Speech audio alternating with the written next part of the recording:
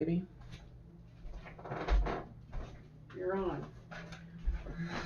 We're on. Let's see if it shows up on Facebook. Let's see if it shows up on my feed. Hey, look, there's a live stream that has just appeared. It's a whip, as they say. Wild live stream has appeared. Work in progress. Oh, I better turn that off. All right. Or I start recording. I'm going to share this to my page. Hello, everybody. Welcome to the dialogue. Yeah. That has yet to happen. We're getting started, guys. I'll share this to my page. We're armed and recording. That's exciting. Yeah. Thanks for joining us today, everyone. How's everybody feeling? Leave a comment and tell us how you're feeling. I'll tell you how I'm feeling. Yeah, how are you feeling, Dark? I woke up this morning with the announcement that Bernie Sanders left the race. And so my entire plan for the day? No, my entire Facebook feed is John Prine. It's just morning John Prine and morning Bernie. And morning Bernie. Yeah. And so morning. There's a lot of I look at a lot of friend of mine, their Facebook timeline, and there are posts that are 20 minutes old with 150 comments. Like there's a lot of feeling going on out there. So I feel like Facebook is a terrible place to be having political discussions. It's been my experience. I've had some good discussions on Facebook, but I feel like text is problematic. Text is problematic to fully communicating the essence of what a person is saying. So since that's what we're reduced to in this social media age, I think there's a lot of good that comes out of people talking to each other. And I think there's a lot of miscommunication that occurs. Especially when there are emotions involved. So many emotions involved. Because, how many people got taught the 5 stages of grief in high school? Right. Like, do we have coping mechanisms? So you mentioned like doing a special edition Post-Orthodoxy. I feel like that's what we should do. We have a community. Well, for folks that are watching this right now, and folks that watch this later, the idea, if you're not familiar with the Post-Orthodoxy show, the idea is Post-Orthodoxy. The idea is getting beyond fundamentalisms, indoctrinations, and cult-like thinking. We're going to have to define all those terms. We're going to define all those terms. I am prepared to define those terms right now. What I find interesting is every time I look into the word cult, it is almost always associated with religion.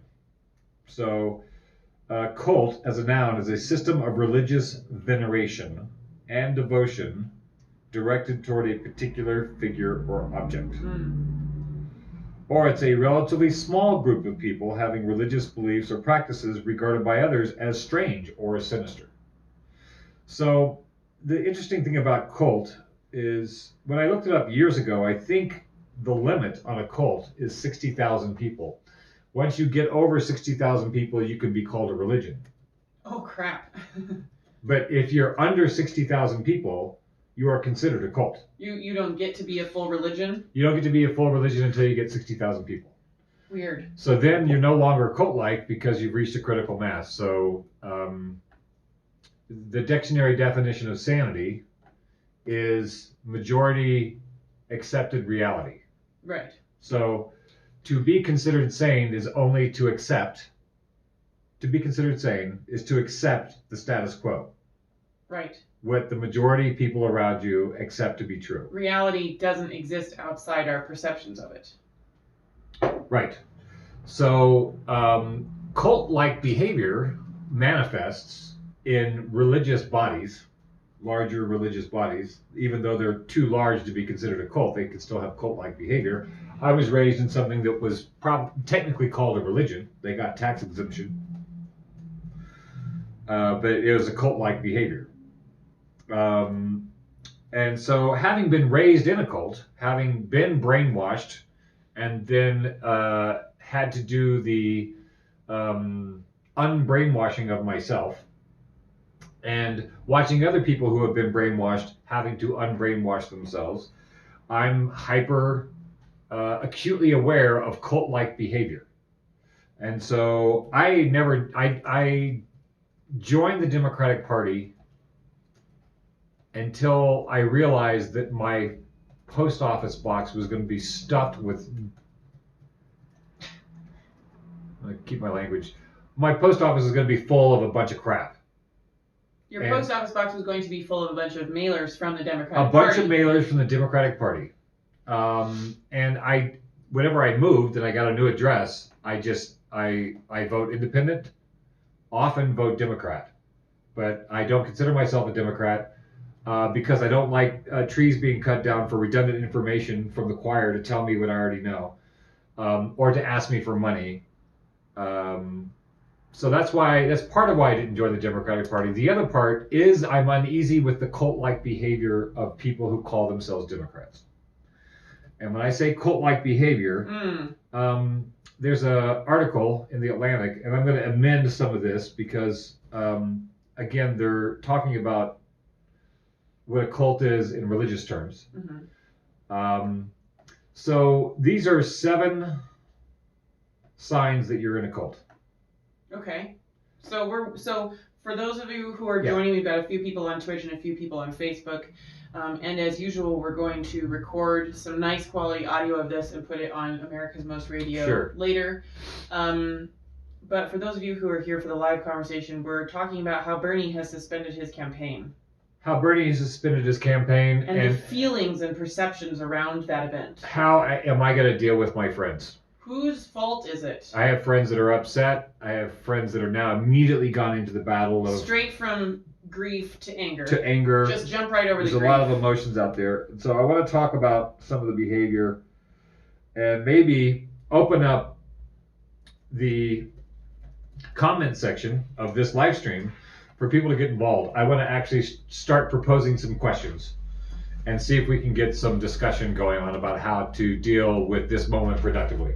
But I wanted to do a little background because Post-Orthodoxy is about getting out of cult-like behavior. So I thought I would read this. These are 7 signs. And to mellow the term cult-like behavior, because nobody likes to think they're associated with cult-like behavior. I didn't like to think that about myself before I got out of my cult. When did you realize you were in a cult? Like when did you? When you started using the word cult. When were you comfortable with that idea? About a year after you started using the word cult. Let me do this. Let me do these 7 things, and I want to talk to you about that. So it's just cult-like behavior is just being loyal to mindsets that are not actually your own mindsets. Well, let's hear. Okay, let's do the 7 things. The first sign that you might be in a cult is opposing critical thinking. You oppose critical thinking? If you're in a cult, you oppose critical thinking. If there's critical thinking that challenges your belief system in the cult, you will oppose the challenging thinking in order to stay in the identity of the cult. Because it's challenging what you think all of reality is. It's scary. I find that problematic in the Democratic primary right now because people are not willing to have critical discussions. So much of the discussion is not Trump.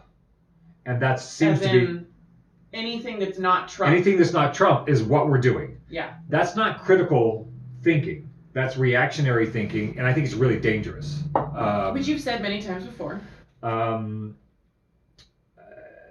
Isolating members and penalizing them for leaving. So there's a lot of divide, like in any kind of Orthodox religion that has a split off. You have the Orthodox Democratic Party, and then you have what is called the progressive wing of the Democratic Party. Mm-hmm. And there's tremendous infighting between those two, which make the party as a whole not a whole party. There's a lot of division within the party. So if you have X amount of Democrats, that number is not how many Democrats are. Those are actually 2 different parties that are trying to use the same umbrella and not doing it well. So there is some isolating, some downplaying. The problem is the cult-like behavior of the Democratic Party has a propaganda arm of mainstream media. MSNBC, Fox is a propaganda machine, as MSNBC is a propaganda machine. They're taking money from the same advertisers. The advertisers are trying to go for different demographics.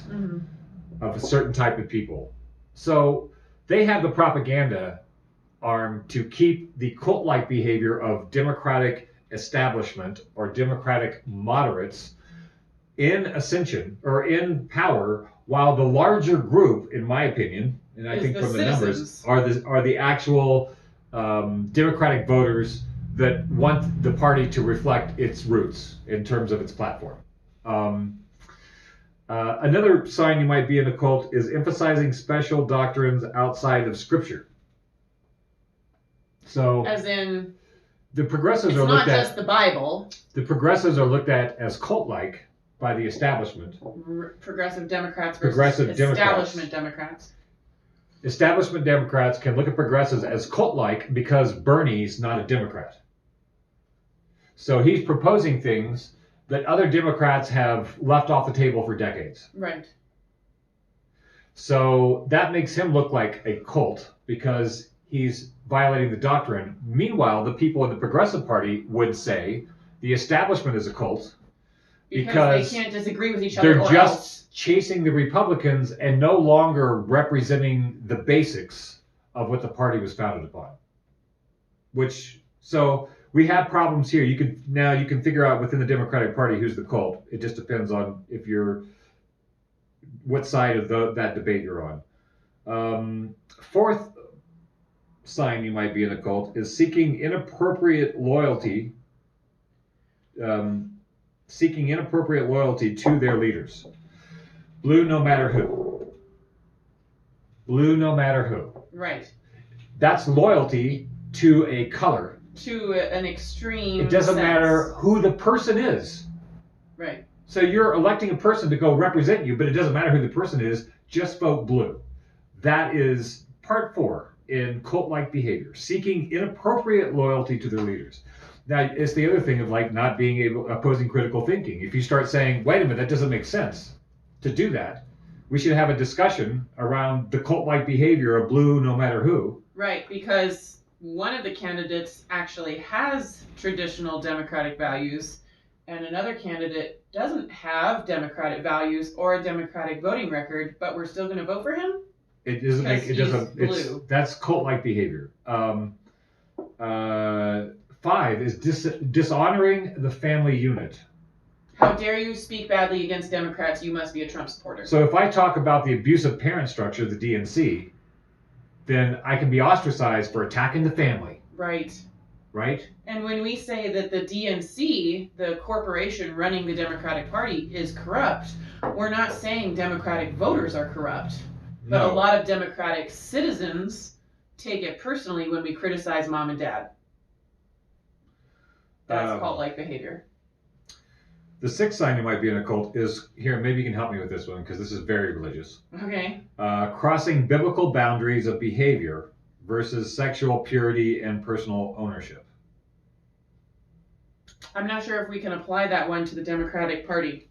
Okay, so because where it's coming that's from, going down. Where it's coming from is that biblically, you are not your own. You've been bought with a price, and you belong to God. And so you're not allowed to make your own decisions about your body. You have to follow God's rules about your body, which says no sex until marriage. Okay, so to just one person of the opposite gender. So that one, maybe not not sure so if much. It translates. This guy's doing religious cult. The 7th thing is separation from the church.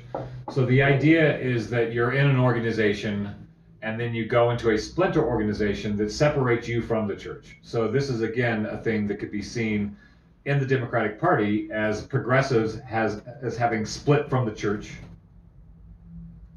And the progressives can say that the party has split from its message. Mm-hmm. So it's going to be hard to rectify those two things in the same way that it's hard to rectify a Democrat with a Republican. I don't know a lot of adamant Democrats or adamant Republicans that really think they're going to convince their opposition to their way of thinking. Say that one more time. I don't know, I think my mom would like to think that even though I was raised in the fundamentalist Christian Republican cult, that even though I don't think that way anymore, she could convince me to come back because I was there once. Right. Right? You know what the right thing to do According is. to her, yes, you're just exactly. not doing it. That's how my family thinks of me too. Someday Right. I will repent. You might repent. You might come back. Like the prodigal However, son. I don't think she thinks that there's going to be a Hillary Clinton supporter that she's going to convince. Actually, they might actually be more willing to think that Democrats will finally come around to their way of thinking because it's the one and only true way. I think it's less likely that you're going to have progressives, liberals, or Democrats think that they're going to convince a Trump supporter to come over to the Democratic side. I think there's just a perpetual war that is set up so that they are the bad guys and we fight the bad guys. That's what the Democratic strategy has been for 30 years. We're not them. Not we are something in particular that you need to know about and that we want to help you and we want your input. It's just we're not as bad as that guy. That has been the thing for a long time. For Democrats and Republicans. For Democrats and Republicans. We're not those guys. So in a sense, politically, it's the perfect way for the funders of both parties, the oligarchs. I'll call them the oligarchs for short. We can go down a rabbit hole of who those people are exactly, what corporations they are. But the oligarchs are very happy to have this divide within the Democratic Party, very happy to have the divide between the parties, very happy to have the divide within the Republican Party. Because there are now these paleo Republicans that are sort of like, yeah, that's too far for me. I can't just blindly, like somebody like Mitt Romney, who's in a Christian religion, kind of. He is. Mormon. Even he's not going to give up the guy that found the golden tablets, but then were taken up to heaven before anybody see them. He's not willing to give that up, but he's willing to say, I don't know if I can go with the Republican Party with Trump. That's saying a lot. Yeah. That he's willing to break with his party. Right. Even though he's in a strict religion. Because he thinks Trump is too far. Right. It shows that something like that is possible, but it seems to be so rare and few and far between. In all my Facebook posts today, I'm looking at all the arguments, and there are bold statements like, Democratic exit, I'm not voting for Joe Biden, which causes all the people who are afraid, the most patently fearful Democrats. Nobody really likes to be called fearful. If you're willing to support Joe Biden, if you're willing to say, I am going to endorse Joe Biden, I'm going to vote for Joe Biden, you're not saying that I support this person. I don't know anybody, and please and there are some people who are like, I actually really like Joe. Yeah, why? That's what I would say. Like, I'd like to open up in the comment section, if you are voting for Joe Biden, why do you like him? No, please tell me why you're voting for Joe Biden, aside from he's not Trump. Yeah. Are you voting out of the kingdom of fear, or are you voting out of the kingdom of love? Because if you're voting for someone because they're not Trump, that's a decision being made out of fear. So this is the problem with people who are supporting Joe Biden. And there doesn't have to be judgment around that. It's just worth realizing in yourself. It's physics. Are you making decisions it's like physics because you love something and want that thing, or because you are afraid of something and want not that thing? So Joe Biden is a train wreck. He doesn't seem to have it together anymore. He doesn't seem to be able to string a sentence together. That's the present problem. The past problem is that he votes like a Republican in general. Like, he's the guy that helped create the student debt system that Bernie Sanders built part of his popularity on getting rid of. And has already made it very clear that he's going to vote down Medicare for all. The choice is Biden or Trump, says Kim Longley. Yeah, I know the choice is Biden or Trump.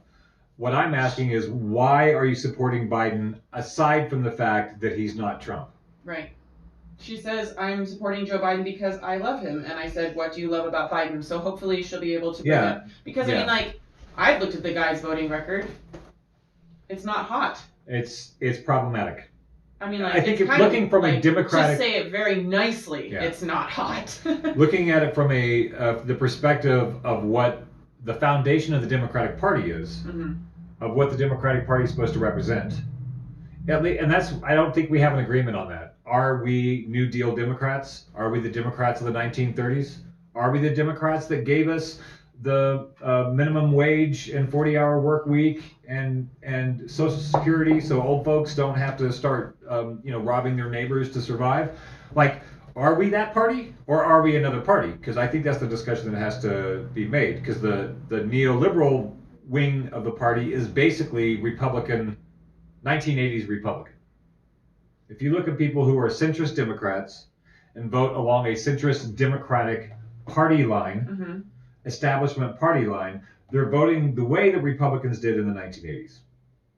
That's true. They're voting on security if we look issues. At actions and voting records. There's no longer a war opposition party. The Democratic Party used to be opposed to war and military intervention.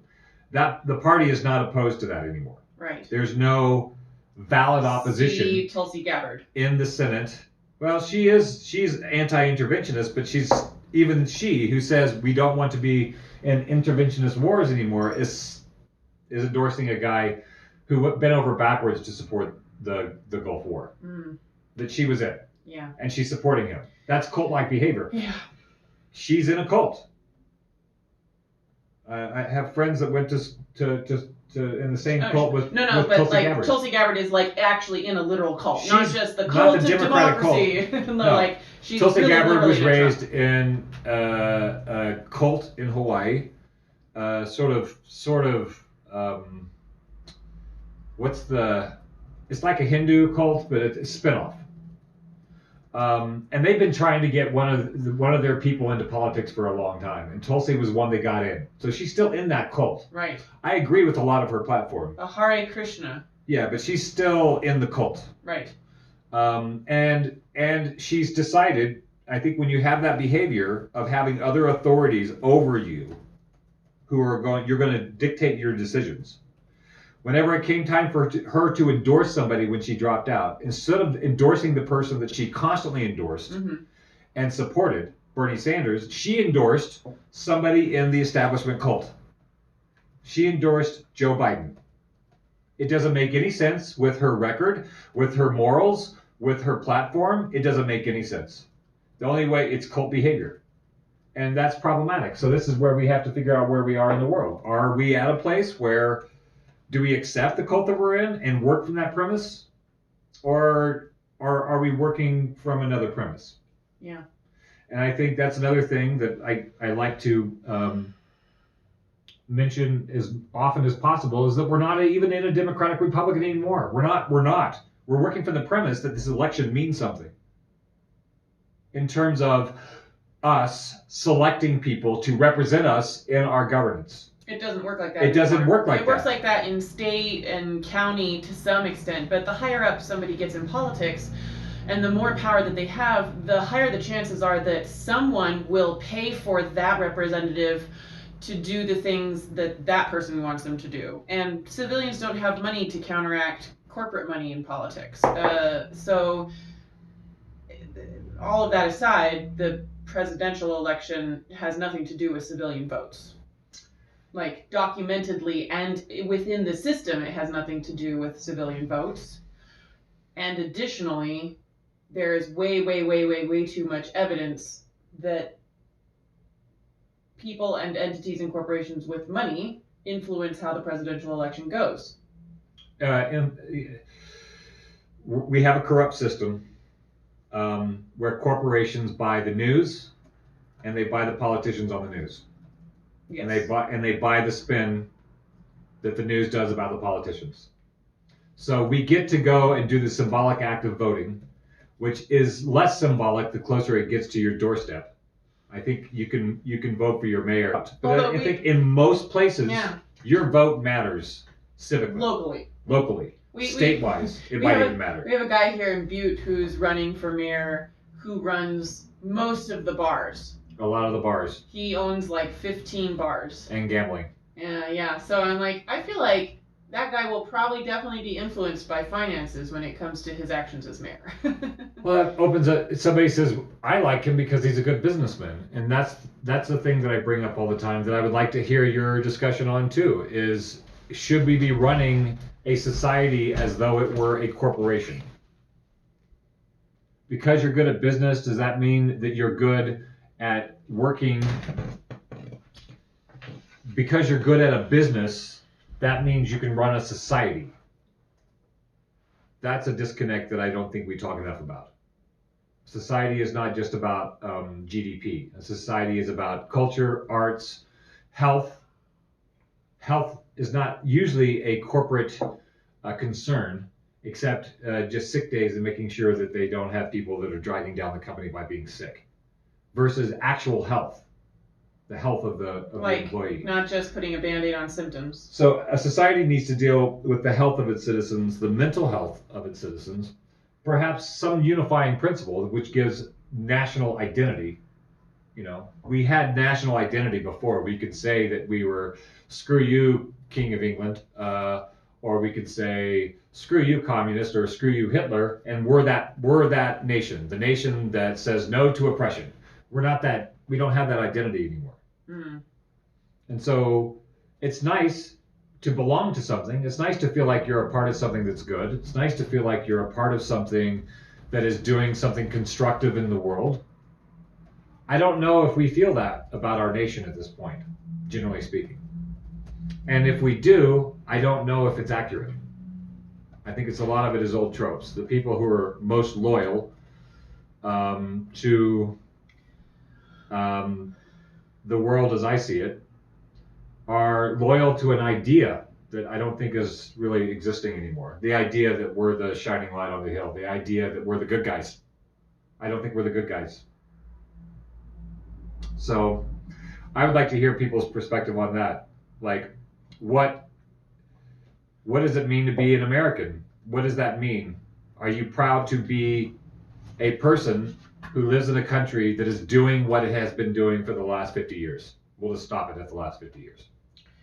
Well, so unfortunately we had about 20 people on our live stream, and then Facebook did that thing again where it cuts out and starts a new video. So I just finished populating our link to a bazillion places, and people were finding it, and I bet you if we advertised with Facebook, they probably wouldn't be cutting our videos in half anymore. Yeah. It's really starting to piss me off. This is like the 4th time it's happened, and it really hampers people's ability to participate. Yeah. So bear with us, guys, as we get you all connected again, and I'm so sorry about that. I'm going to do some serious troubleshooting and see what we can do. I don't know where the new video is. I think this must be the old one. Yes, it is. You're going to have to go back to my timeline and find the new video again. Sorry about that, guys. We really want to be here having a conversation with you guys, and Facebook is making that difficult. That's what we get for using their platform. But I'm glad this is where most of my friends are. Yeah. Artie James is on. Tammy Strong is on the new video. Thanks, guys. So we want to reiterate your question. Well, I have so many questions.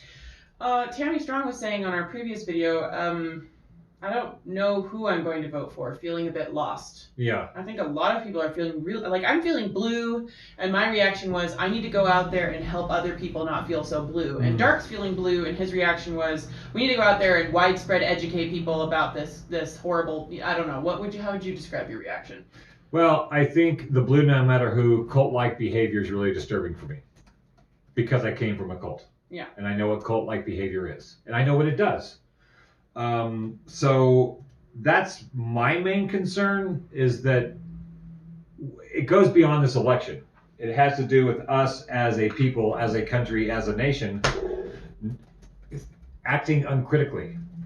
And blue no matter who is blue like no matter who is the epitome of not thinking critically, of not utilizing your rights to make an informed decision. People aren't making an informed decision if they're voting blue no matter who. They're voting against something. They're not voting for something. They're making an informed decision to try to not have Trump. My grandma Kim was saying, like, at least Joe Biden has a soul. Trump doesn't have a soul. Sure. And that's a perspective a lot of people have, but I mean, as soon as you can make them a monster, then you can think you feel better about yourself. It's nice to know who the bad guy is. But I don't think Trump's the bad guy. I think he's a tool of the bad guys. We made him. The Democratic Party got him elected. Hillary Clinton made sure in the Google Pied Piper strategy. This is why we have the whole Russian conspiracy idea. is because when the emails were leaked, not stolen, when the emails were leaked from the DNC, it showed within the Democratic National Committee how Hillary Clinton and the DNC were working to downplay Bernie Sanders and upplay Donald Trump so that Hillary could, through the mainstream media, through their friends in the media, so that Hillary would win handily. Mm-hmm. Hillary elevated Trump. Right. So, because she was sure nobody would vote for him, and so she would be able to win. And boy, did she not have her finger on the pulse of the country. The country was a little worn out of lying, sniveling politicians. So people that think, oh, Joe Biden because Trump, don't understand how he got Trump. I don't think you could be supporting Joe Biden just because of Trump if you understood how we got Trump. Joe Biden has been pushed by the DNC. Again, in this election, Bernie Sanders has been downplayed. He's been the guy who's changed the entire dialogue of this political season, and yet somehow is not getting the votes at the primaries, seemingly. I think there's room for a recount. I think there's room to sort of maybe reevaluate our voting in this primary to figure out what happened, because it doesn't seem to jibe with reality. Well, there's definitely been a lot of gerrymandering. There's been gerrymandering. What just happened yesterday? I don't know what happened. There's a lockdown where you're not supposed to leave the house and go vote. Right, don't leave the house. And they because of health concerns, there were very few polls open, very few people to volunteer. Yeah, so a bunch of people standing around in the rain. About 8 polling stations as opposed to the normal 148. So that's in not that city. That's not a healthy, functioning democratic process. So if you're supporting Joe Biden, you're supporting a very unhealthy process. You're keeping, like Joe Biden, you're keeping something on life support that really should put on its slippers and go to bed. Or at least go to the beach. Go to the beach, Joe. Joe Biden couldn't be a better metaphor for the Democratic Party. You're supporting Joe Biden. You're supporting a old, corrupt, incoherent body that doesn't care about you. And so you're like, well, that's better than Trump. Is it? In the long term. People like to talk about the long term. They're like, well, long-term strategy, Bernie did some work. We just got to get behind the movement of Bernie, find some representatives that agree with Bernie's perspective, that actually wants to be a politician that works for the people. That's the long-term strategy. The problem is we have somebody in office right now who, and we also have really weird times. I mean, this virus has created a very this could change the whole game situation for our economy, for our elections. We're still having discussions that assume that, well, maybe in the next election we'll have a better Democratic candidate. There may not be another election, and I don't think that's hyperbole. Really? I think when you get to a point where we have the potential for a very severe economic collapse that could make the Depression look like small potatoes. That's a potential. Okay. So right? What would happen if that happened? If that happens, and look, well, right now we have this virus, so you can't leave the house. How are you supposed to vote? So we have to change our voting system. There's a lot of changes that have to take place. And right now we're still having discussions and dialogues on the premise of a pre-virus world and a pre-Trump world. Trump and the virus, Biden and the Democratic Party. I mean, as symbols, it seems weird to be having the old discussions in this new world. So I know Bernie, part of the reason why Bernie suspended his campaign is because he has a lot of work to do in the Senate. I mean, that's what he's saying. He's like, we're in the middle of a real right now crisis.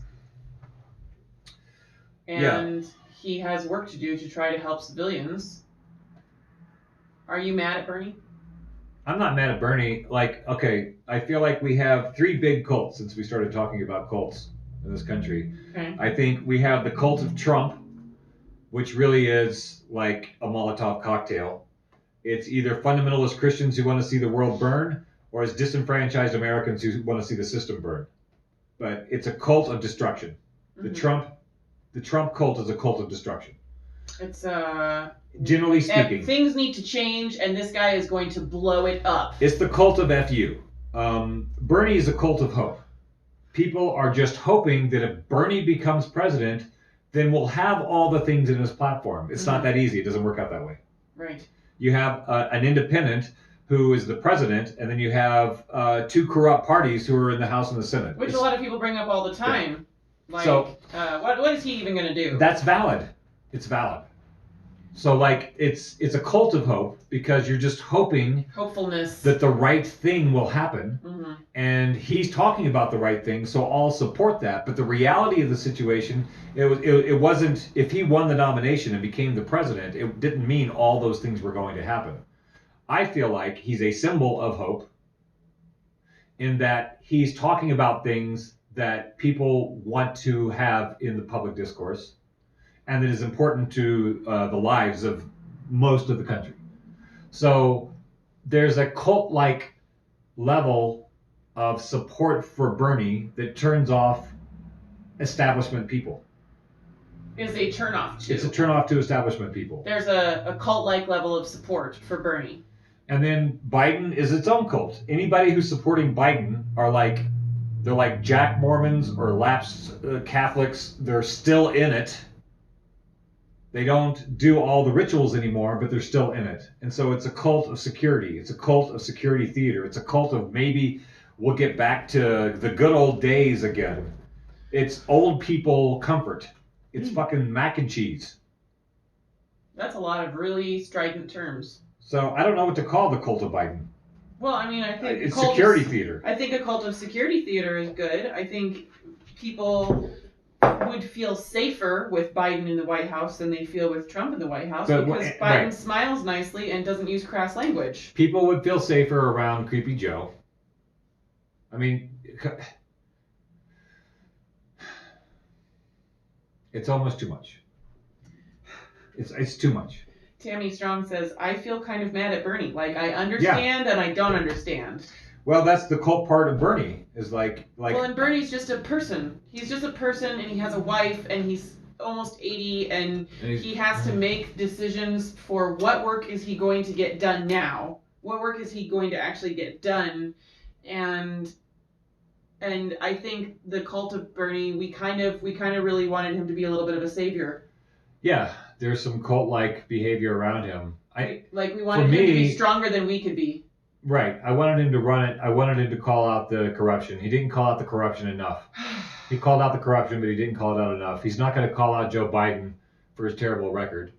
He's not going to say anything about Joe Biden and his weird history of making women uncomfortable to the level of accusations of rape behavior. Right. And I mean, and that's going to be defended now. The accusations of rape behavior is a problem. And we listened to the testimonial from the young woman that he assaulted earlier on in his political life. We listened to her testimonial. But even if we take that piece of the pie completely out of the pie, he's still not a Democrat. He doesn't behave like a Democrat. He has a nice smile and uses nice words. He's classier than Trump. He probably looks like a lot of people's grandpa. Sure. Trump doesn't look like a grandpa or an uncle you want to have around, but Joe Biden looks like a nice grandpa. I get it. He's got the crinkly, smiley eyes and the pretty white hair that mainstream media does a really, really good job of not showing the bald spot in the back. I was noticing That's some wizardry. That's some wizardry. He and Trump both have really the same thing. He and Trump both have the miracle of covering up the bald spot through. No, I was watching his only one-on-one debate with Bernie, and Biden kept looking off screen, he was a little lost and stuff, and the camera angle would be looking at Bernie and then see the back of Biden's head where it was going bald, and then switch to a different camera angle really fast.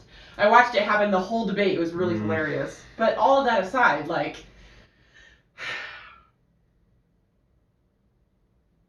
Biden's not a good guy. He's not Trump. He's not. And that's the problem. He doesn't represent. Any democratic values. No. He's voted. He's actively worked against democratic values in the past. He has a record. He's worked for the Democratic Party, which is no longer representing democratic values. Right, working for the party but not for the civilians. That seems to be what's going on. Yeah, Tammy says Biden is still part of the old guard. She said you look exasperated. I do look. I'm totally exasperated. I'm at a point where, my mom decided to pile on a thing today where I was talking about I'm not going to vote for Trump and I'm not going to vote for Biden. I'm not going to vote for either one of those because I do vote my conscience. I'm not going to vote against my conscience. It is like using your word. If you endorse somebody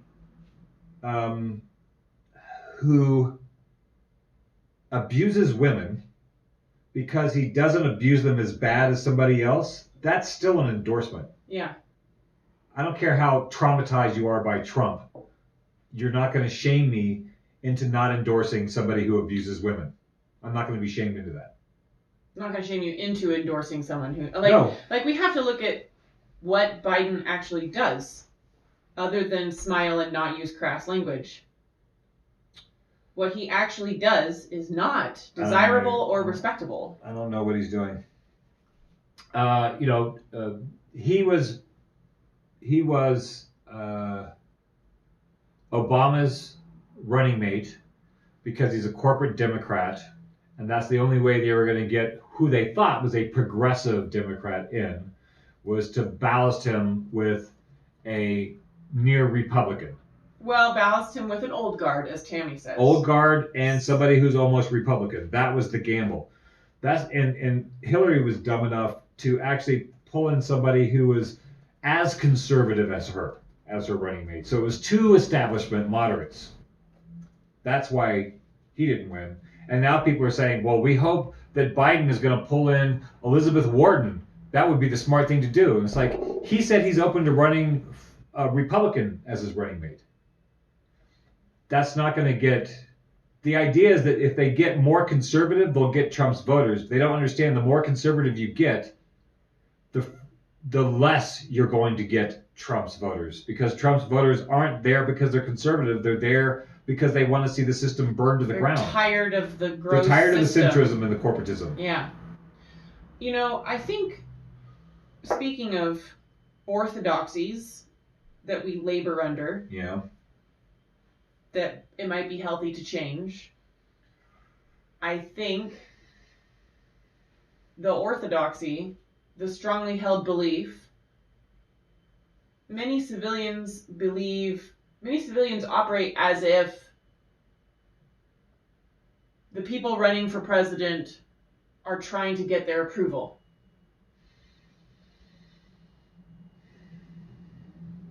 Do you see what I'm saying? Say it again. A lot of civilians have reactions like, why would Biden do that?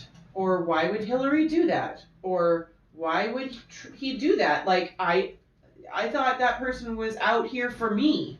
I guess that brings me back to where I started with the beginning of the show, which is I've been in a cult and I've been out of a cult. It's easy to understand what cult behavior is. If you've never been in a cult, you don't know what's going on around you because this country is just full of cults within cults within cults.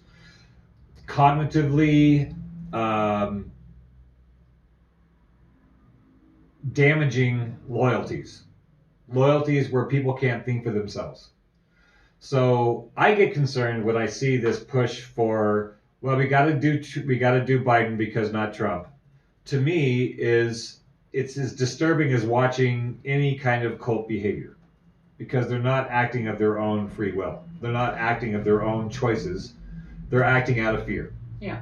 And I know if you're afraid of Trump, and there's reasons to be afraid of Trump, I think right now he's doing everything he can to dismantle what was left of the republic so that he can be a military dictatorship. That's dangerous. You think Trump, like actual Donald Trump himself, wants to be running a military dictatorship? Yeah, sure. Well, so he fires everybody who's not a Trump guy. And he's moving into the military now. He's firing. Me, that just feels like child's play. Like, that's just, you're not nice to me, you don't let me do what I want, so I want you out. I think the guy's a buffoon, but I also don't think he's a total idiot. He was a big fan of Mein Kampf by Adolf Hitler. He understands how to use fascist ideologies to win people to your side. It's a game show to him. It's a game show. and people are toys to be played with, and it's all about ratings. You know, he just, in the middle of the virus, he's talking about how he's #1 on Facebook. The guy's a narcissist, Right. and as a narcissist, it doesn't mean you're dumb. Mm-hmm. It just means you're operating from a separate set of agendas that the people who aren't narcissists are running from. So yeah, I think the guy's really dangerous. I think the guy is extremely dangerous. But it's not the guy that's the problem, it's what got him there. Mm. And it was apathy in our political system because of the corruption. And it's so much financial hurt that people are willing to throw Trump at the White House like a Molotov cocktail to see it all burn down. And when you're working from this thing, well, we just need a centrist and we need to work for moderate growth. You don't know the world that you're living in right now. You don't know the situation. I don't think you could, if you actually understood the cult-like behavior of his supporters. Maybe take some time. And Bernie supporters. To look at the actual financial breakdown of the U.S. Because there are way more people in distress than you think there are. There are way more people in distress than there are people who are doing all right. And the people in distress are getting to the point where we've kind of had enough. We don't have the time for more moderate change. Rick Booth said that he likes Biden because he is pro-union. Okay. He's for gay rights now. And he's for civil rights. Some of the votes that he had in Congress as a senator is hard to understand. Civil rights as in like from 60 years ago? He is now. But we're talking civil rights like black people should be able to vote. Yeah, he was against, yeah. Okay, all right. But now he's pro-civil rights, I guess. He doesn't understand some of his votes in Congress as a senator, but there's not too many people out there that are perfect. I would have voted for Bernie Sanders in a heartbeat if he would have gotten the nomination. So, you know, from your own cult behavior, when people say, you know, as your parents, we didn't rape you, we didn't beat you, so why were you unhappy? Yeah. This is the equivalent of that cult-like behavior. Not everybody's perfect, so right. Biden. And I don't agree with that. I don't agree with like that. Where is your bar? Where is your bar where you think Biden is okay and not everybody's perfect? For me, I feel like there's a lot of really brilliant minds in our culture. I think there are actually people in the U.S. who would make much better presidents than Biden, but they're not in power. Nobody's perfect is a cop-out. Yeah. It's a cop-out, Rick. I'm sorry. And it's cult-like. It's what happened to her family and my family is that they said, wait a minute, we didn't torture you, so how come you're leaving? Even though we mind controlled you, we altered your life, we kept you. You weren't able to make your own choices. You're not able to make your own choices, but we didn't beat you. Yeah, I'm sitting on an email from my dad now that says behavior. That exact thing. He's like, why, if you're so happy, why are you harassing us for friendship? Just leave us alone. It's not like we abused you. Right, so calling out the abuser, and they did abuse you. They abused you by not allowing you to make your own choices, robbing you of your sovereignty, brainwashing you with a cult, with cult-like behavior. Our religion is the only one true religion, and by the way, the earth was created at least only about 10 to 6,000 years ago. So they say, why don't you leave me alone? I would say, because you're a danger. You're a danger because you're producing more people with these antisocial, death cult perspectives. And I have to live with them.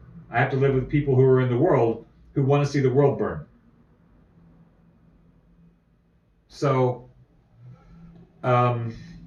I appreciate the perspective that Rick Booth has, but I don't agree with that perspective. And I feel like that perspective is dangerous because you can have that perspective if you are not hurting too terribly financially.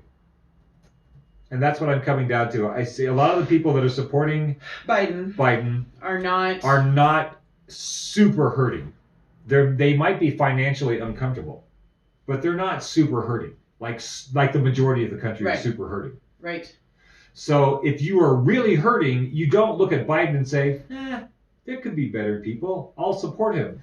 You don't care at that point because the system has already left you. You have no faith that voting for somebody is going to save you because you did it with Obama. You voted for Obama and thought maybe this will help, and it didn't. And then you tried supporting Bernie, and then you got crushed in the last 2 elections by actually having the hope that somebody was going to represent you. Right. And so at this point, stepping over to Biden after having your hope crushed that somebody was actually going to represent you, now you're going to endorse somebody who doesn't represent you?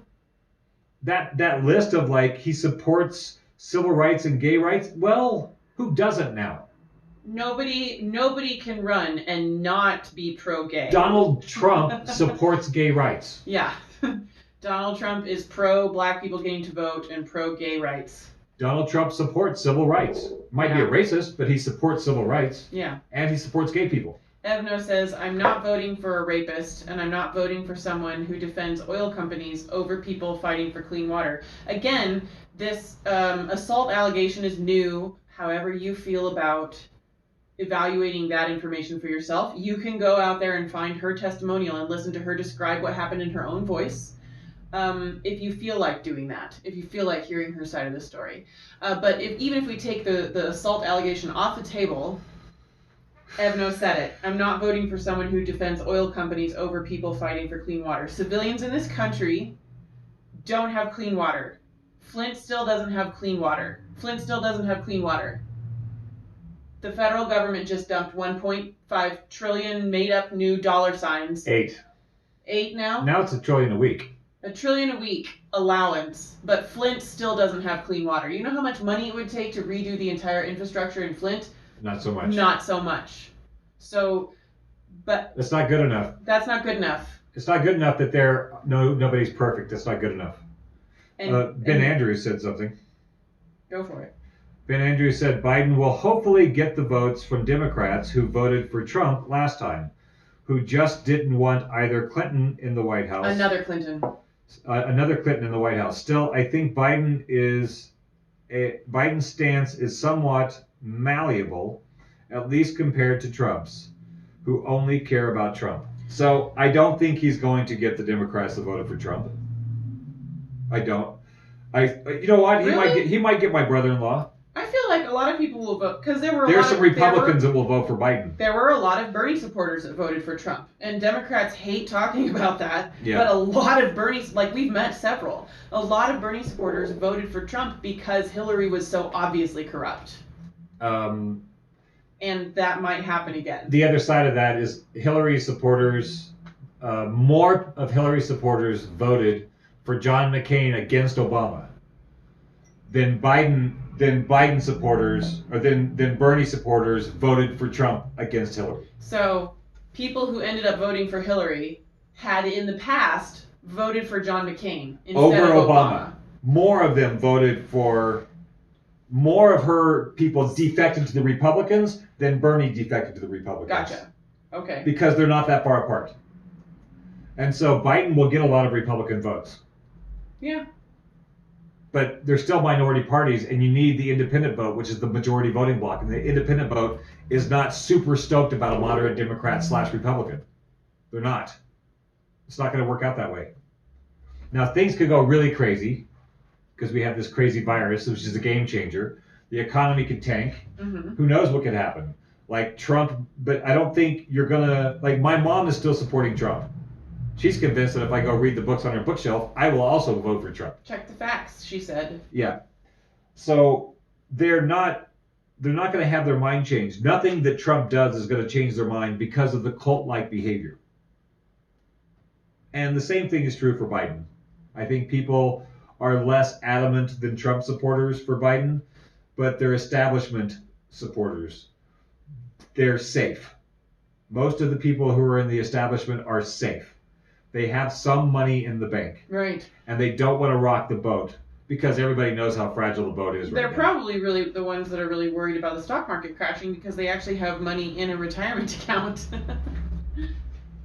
So what are people supposed to do? Like what everybody's crushed. I'm crushed, and I've only been involved in politics for like the last 3 years.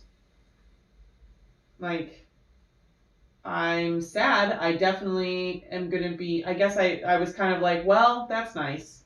I won't have to read a bunch of political stuff on Facebook anymore for the rest of this election cycle. Because I was campaigning on Facebook to try to support Bernie and to try to help people think clearly about the difference between Bernie and the other candidates, and trying to spread the message that just not Trump isn't good enough, and we should want more for ourselves. And I was kind of relieved this morning, amongst the grief and the shock, there was a tiny bit of relief of like, at least I don't have to be involved in politics for a little while now, because I won't be voting for either of the people. I'll just go out and vote for Bernie. I hear my pragmatic, middle-of-the-road, conservative establishment friends freaking out. No, basically saying this is a long game here. Yeah. So yeah, I would have voted for Bernie if he was the nominee, because they're blue no matter who, and they would have voted for Bernie. Right. They don't understand that people who, you're like, I would have voted for Bernie if he was the nominee, but he's not the nominee, so I'm going to support Biden. They don't understand the other side of that. That's a voice of privilege. It's a voice of privilege. People are saying, one of our friends today said it's a voice of privilege to not vote for Biden. And it's a voice of privilege to abstain from voting when many different groups in the U.S. have only recently gotten the right to vote. Yeah, I can't vote in that system. And so the thing that your question, which is where I was going with this thing, is like, slow change over time is the way to make big social change, is what the prescription is. Slow incremental change. Well, you talk about that all the time. We turn the boat by bit by bit. There's that. There are times, though, when the boat hits an iceberg. Yeah. Like, there's times where incremental change is not going to be the solution. Right. The increments should have been larger over a longer period of time.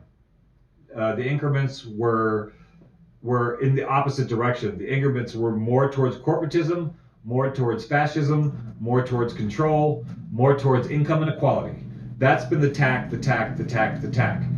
Now it's gotten so far, I don't think you're going to be able to slowly tack back. You can't just say, okay, and they might be able to do it. Like if Joe Biden wins. Right, we're not going to slowly take the power and money away from the people who have the power and money. They like having the power and money. Right. So what do you do in the situation? If you're not going to vote, then how are you productive? Well, for me, I feel like we have to have a discussion about the integrity of our system.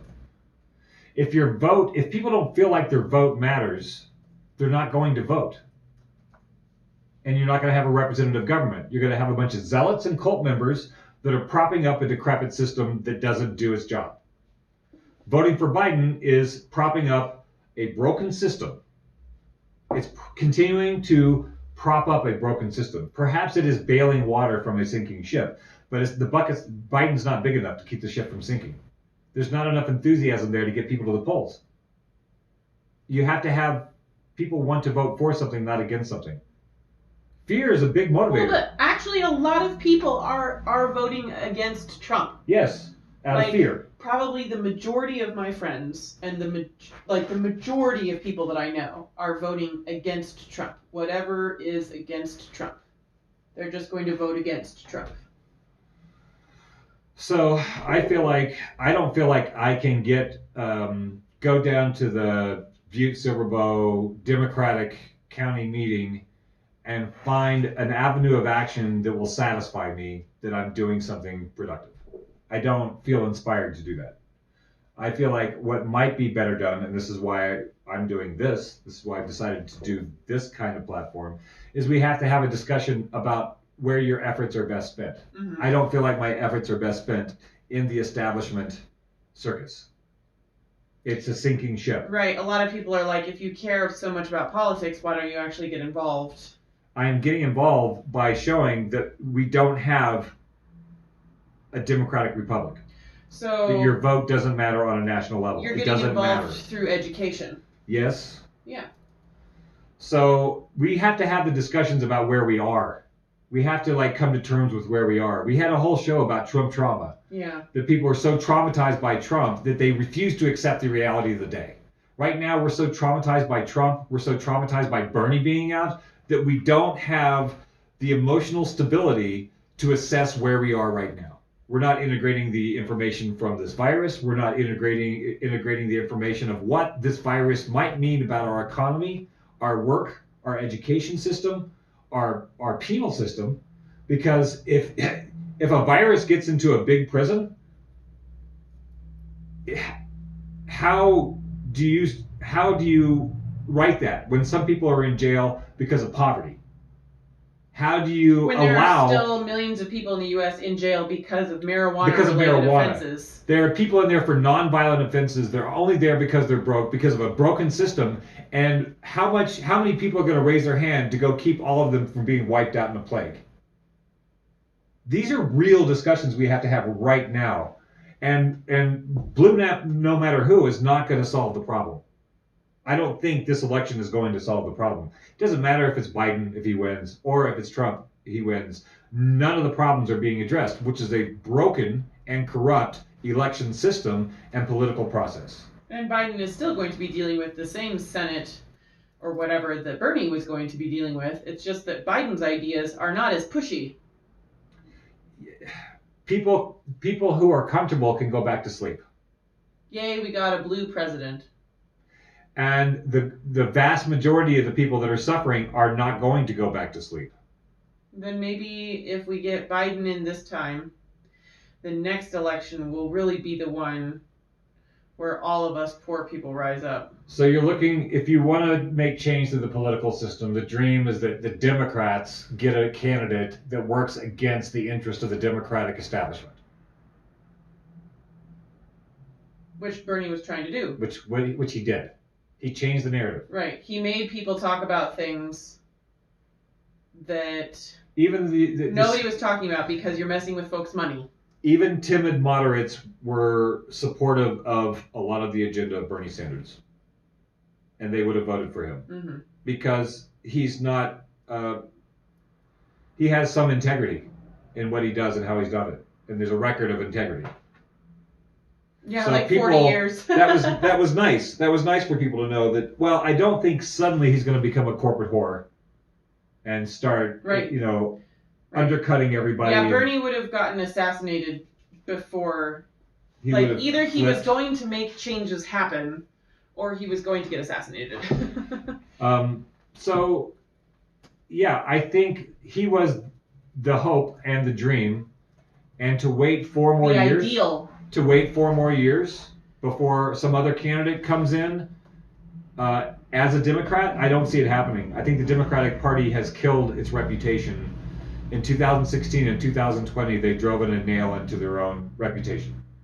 So if you're a young person who's just coming into the realm of politics, if you look at the track record of your lifetime as a 20-year-old, there's nothing really groovy about the Democratic Party that you want to go get excited about.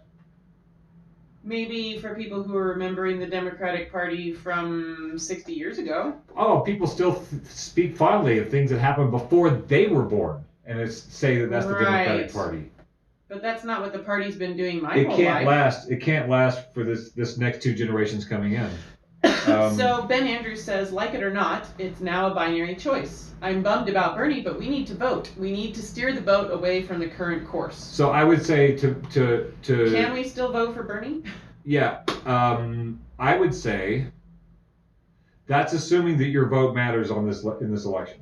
You're assuming that we live in a democratic republic where your vote is going to get somebody in office that's going to represent you. Your vote on November 2nd doesn't influence the presidential election. A former president, Jimmy Carter, says that we do not live in a democracy anymore. We live in a oligarchy with unlimited political bribery. So if a sitting president who's been there and seen that says that we're living in an oligarchy, I'm gonna take that. He's probably in the center of things. It's also evidence. There's evidence that we live in an oligarchy. There's evidence. Citizens United is evidence that we live in an oligarchy. The fact that we have corporate entities selecting our representatives is a fact. We have a corporate industry called the DNC, funded by the same people who are funding the RNC. and funding the news on Fox and funding the commercials on MSNBC. The same money is funding all the players, and you think your vote for one person that was selected by a corporate entity and promoted by a corporate entity is going to mean anything about your life? If you've got a retirement or you got some job that's essential or you're in the military, you really don't have to worry about it. You're going to have a job. You're going to be fine for a little while. And so you can go through the symbolic act of voting in a national election, but it doesn't matter anymore. I don't think it matters anymore. The Democratic National Committee is a corporation acting as the governing body for the United States Democratic Party. The committee coordinates strategy to support Democratic Party candidates. It organizes the convention held every 4 years. While it provides support for party candidates, it doesn't have authority over elected officials. Its chair is elected by the committee itself. Let's see, current leadership. Let's see, the chair of the Democratic National Committee Corporation, Tom Perez, U.S. Labor Secretary under Barack Obama. And then they list all the other people that are running the committee. I've never really thought about the DNC as being people. Right. Yeah, they're people, and they're paid positions, and the DNC is the whip. So, like, let's say you get elected to a congressional seat.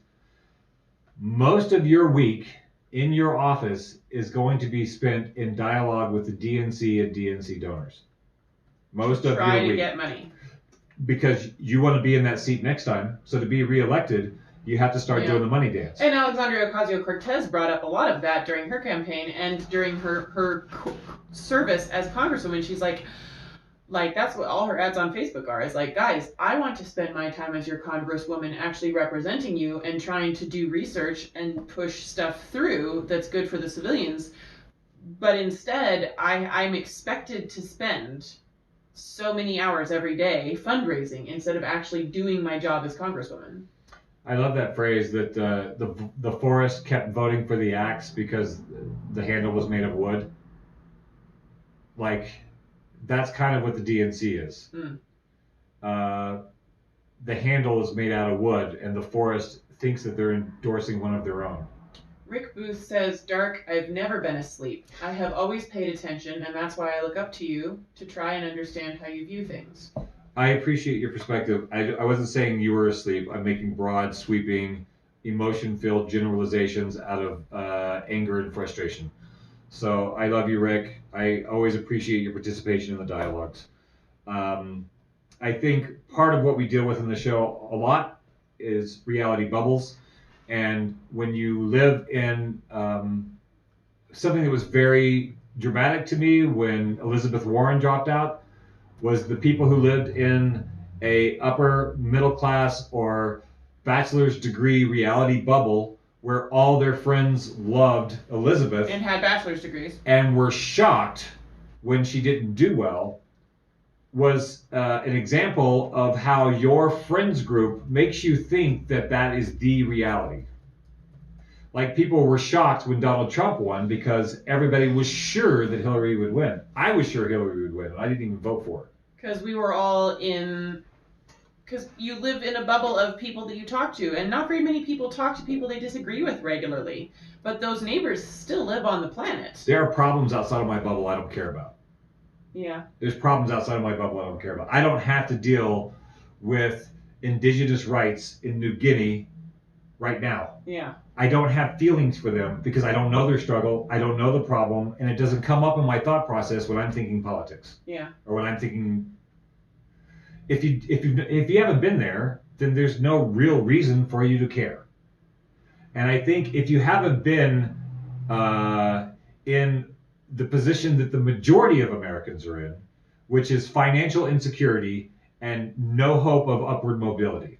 Yeah. If you haven't been there, it's really hard to identify what it feels like and what is going on in your environment. Because if those people are not your friends on Facebook, if those are not people that you have to go to work with every day, that financial insecurity,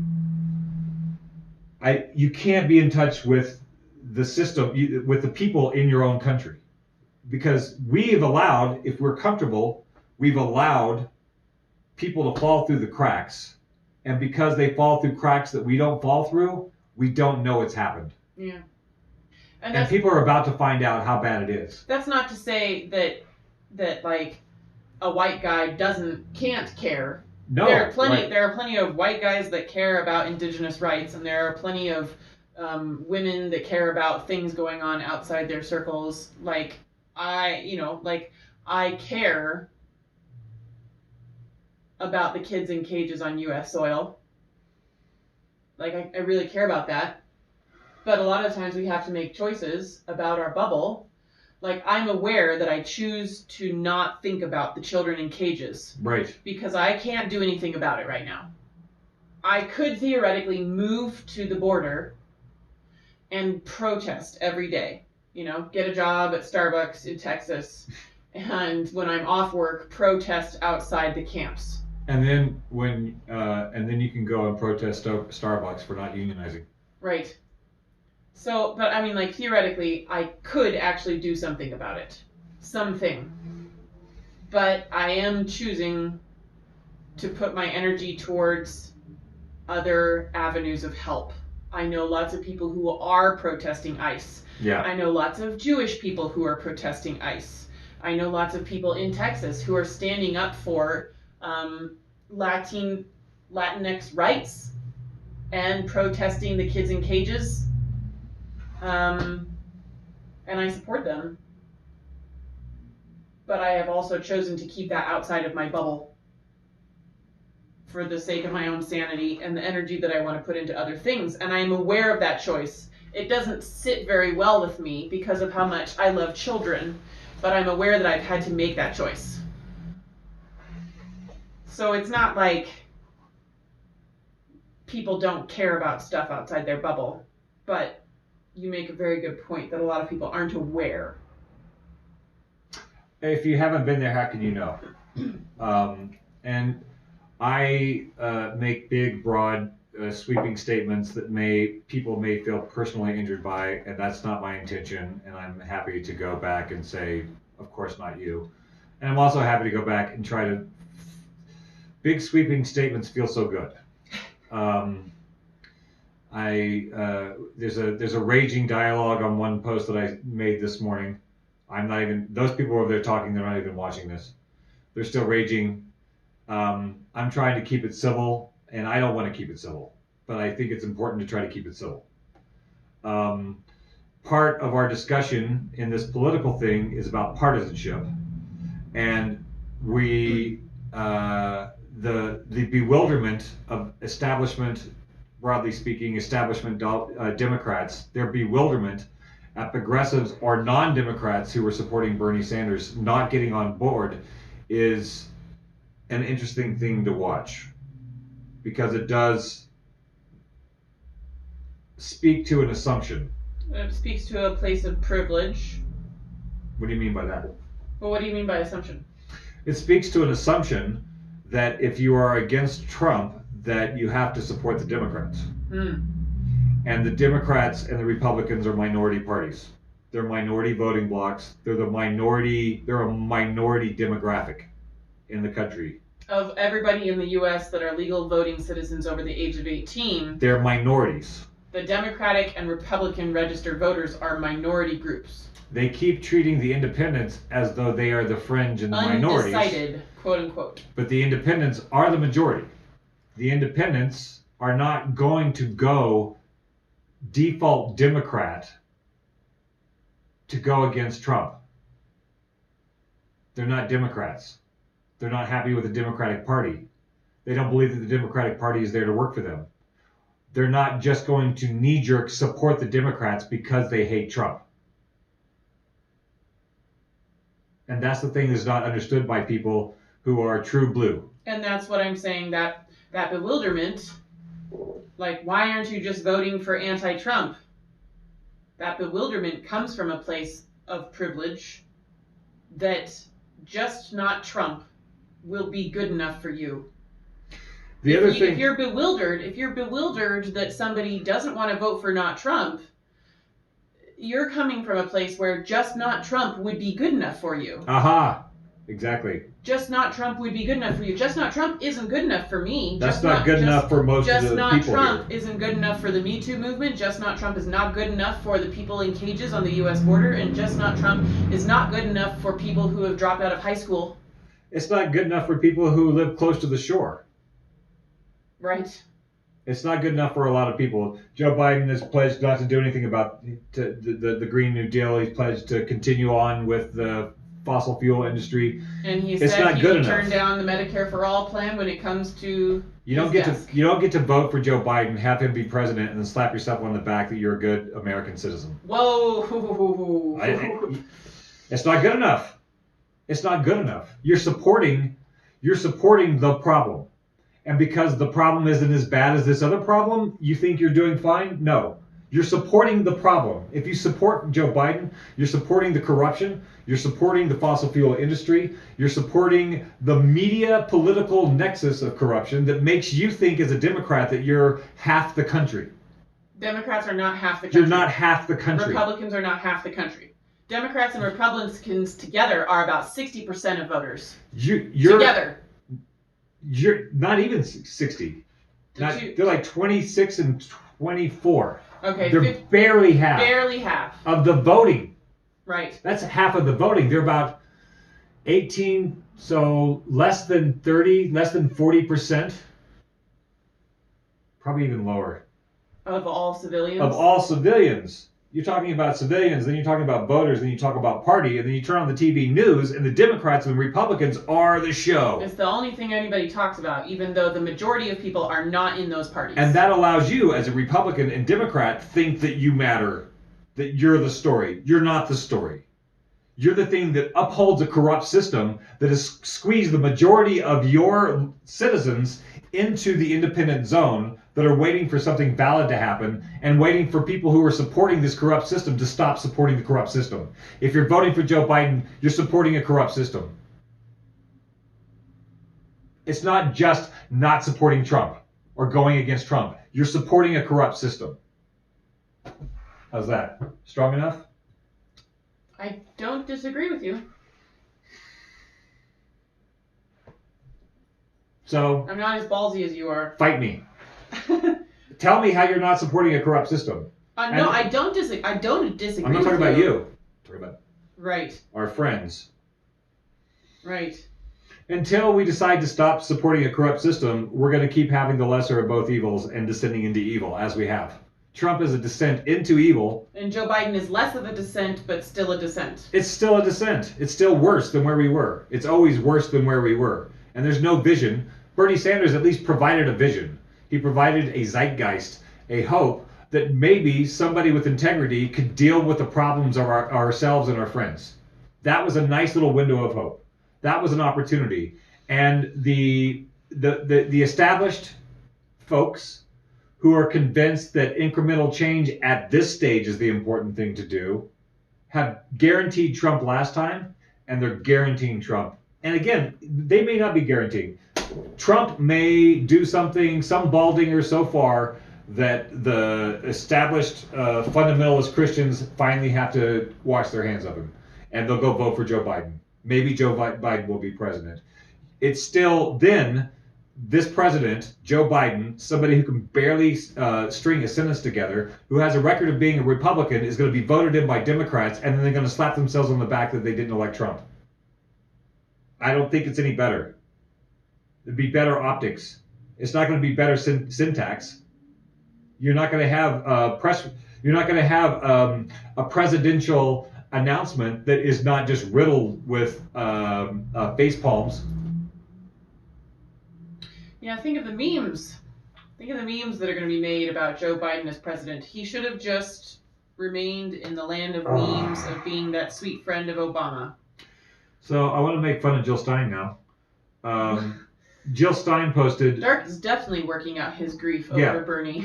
Why did Dem establishment do all it could to sabotage a popular progressive like Bernie Sanders? Because the DNC and GOP serve the same donors. The DNC is a good cop, GOP is the bad cop. Yep. Cop stabs you in the front. The GOP stabs you in the front. DNC stabs you in the back. Now you get why we need the Green Party. No, I don't. The Green Party is not an alternative yet. Well, but she's saying a whole bunch of true things there. All that stuff is, I'll go with all of that. I voted for Jill Stein in the last election because I thought maybe a third party would be helpful. Yeah. I voted because a vote for Hillary didn't matter in Montana. It didn't matter.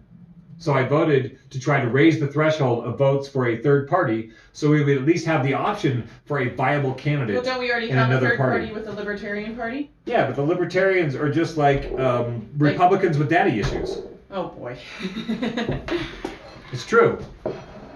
They want their toys and they don't want anybody else touching their toys. Libertarians are just less passionate Republicans. I worry that the sweeping and vitriolic nature of you speaking your truths will make it hard for people that care about your voice to hear the valuable things you're saying. It's probably true. Tell me where I'm wrong, please. If we could have you all over for a beer, yeah, it would be more fun. So, I'm sure there might be some libertarians that don't have daddy issues. How's that? So why are you dissing Jill Stein? Because this is why we need the third party. I agree that we need the Green Party started and to get off the ground. They don't have the bullhorn. I'll play noob. Why wouldn't the Green Party be a good idea? Because the DNC and the GOP are so corrupt.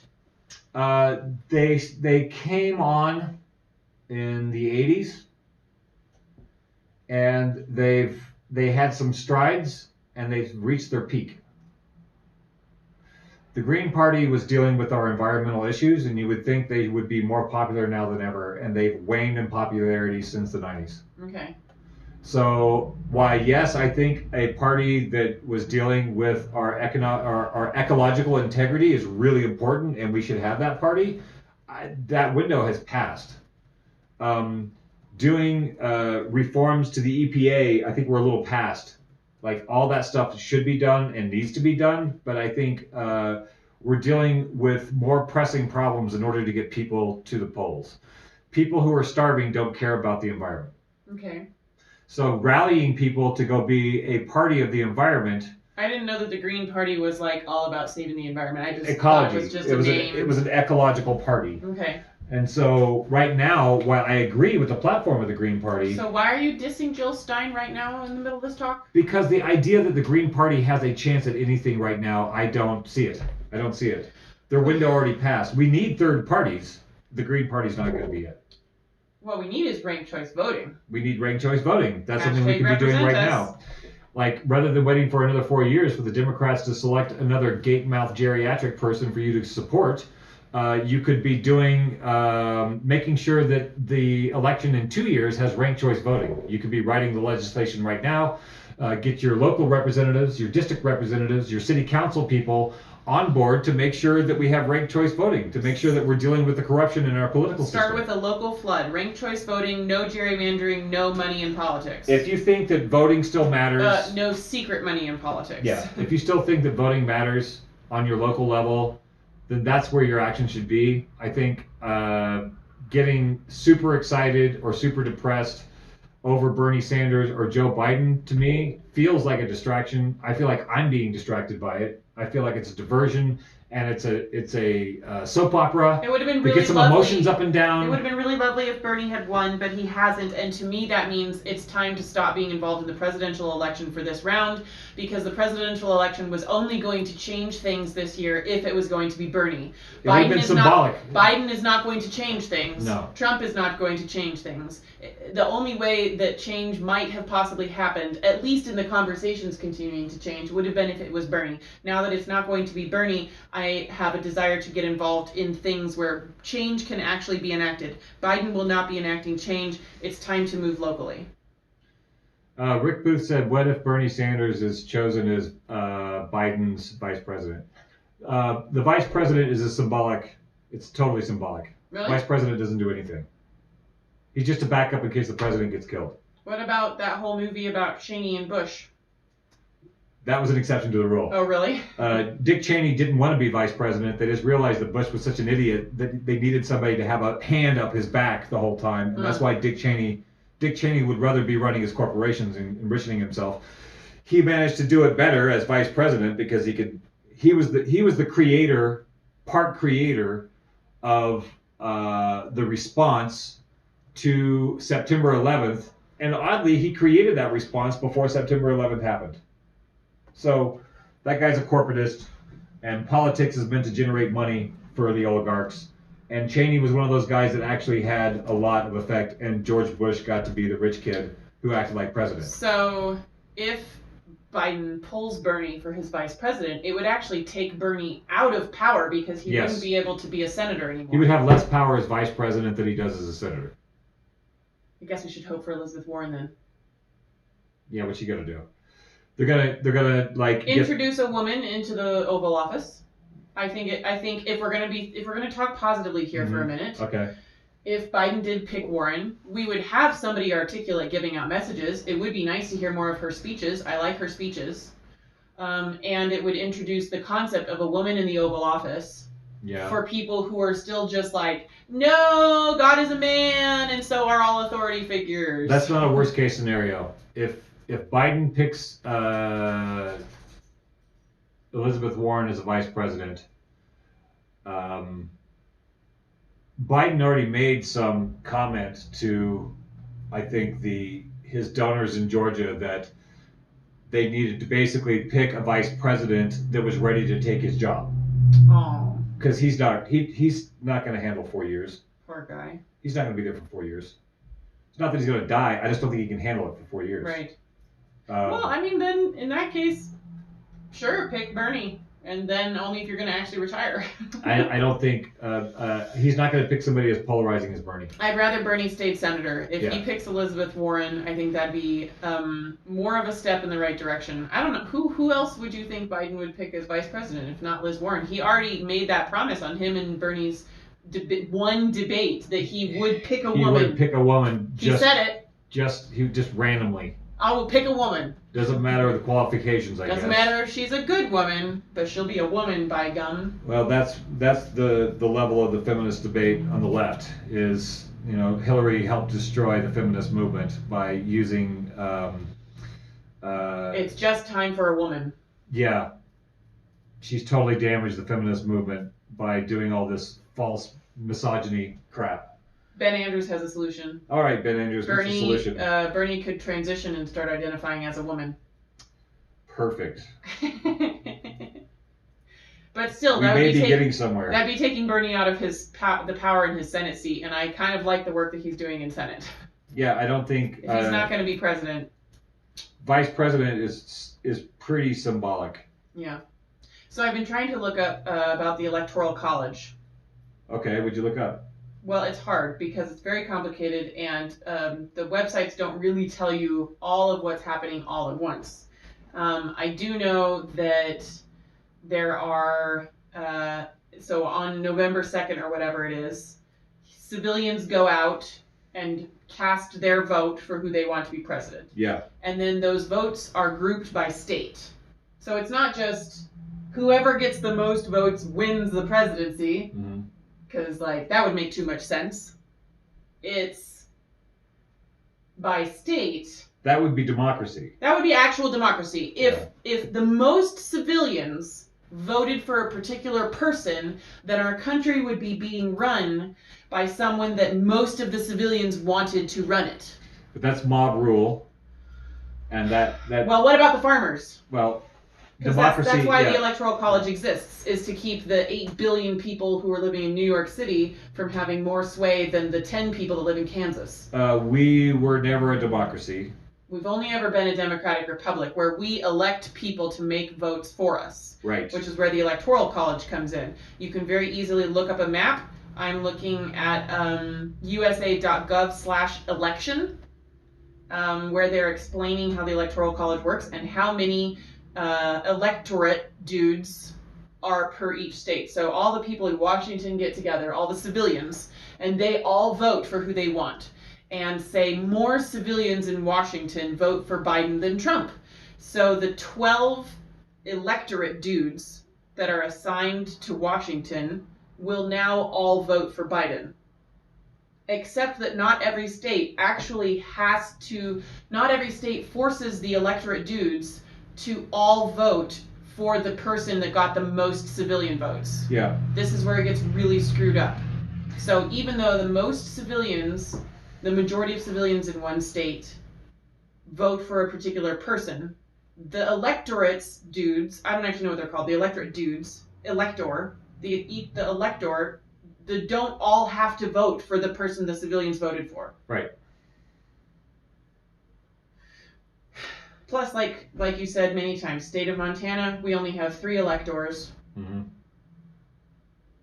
There aren't very many Democrats in the state of Montana. So most people in Montana, most citizens in Montana are going to vote for Trump. And then our 3 electoral votes go towards Trump. It's worth looking into the majority of voters in your state. Like, does it actually matter if you vote? In Montana, it does not matter if Dark and I vote for Biden or not. No. Because Montana's 3 electors who actually do the actual vote for president are going to go to Trump. It's all or nothing. It's all or nothing in most states, except for a few states where they let the electors choose who they're going to vote for, and I wonder what influences those choices. Mm-hmm. This is not meant to be discouraging. It's going to feel discouraging. It feels cheap. It feels like a trick. It is a trick.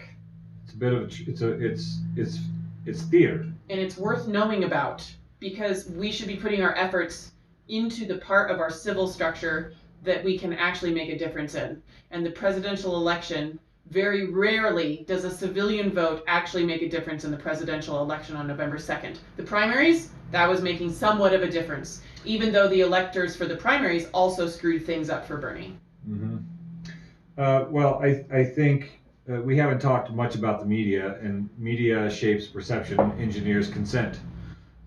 Makes you decide what is important, not important, what is doable and not doable. And lots of people were like, Bernie. I would vote for Bernie, but I don't think he's electable, even though he had the majority support and was closer aligned to Democratic principles than anybody else that was on that stage. So what happened was, first Tuesday of the primary vote, Bernie swept it. Yep.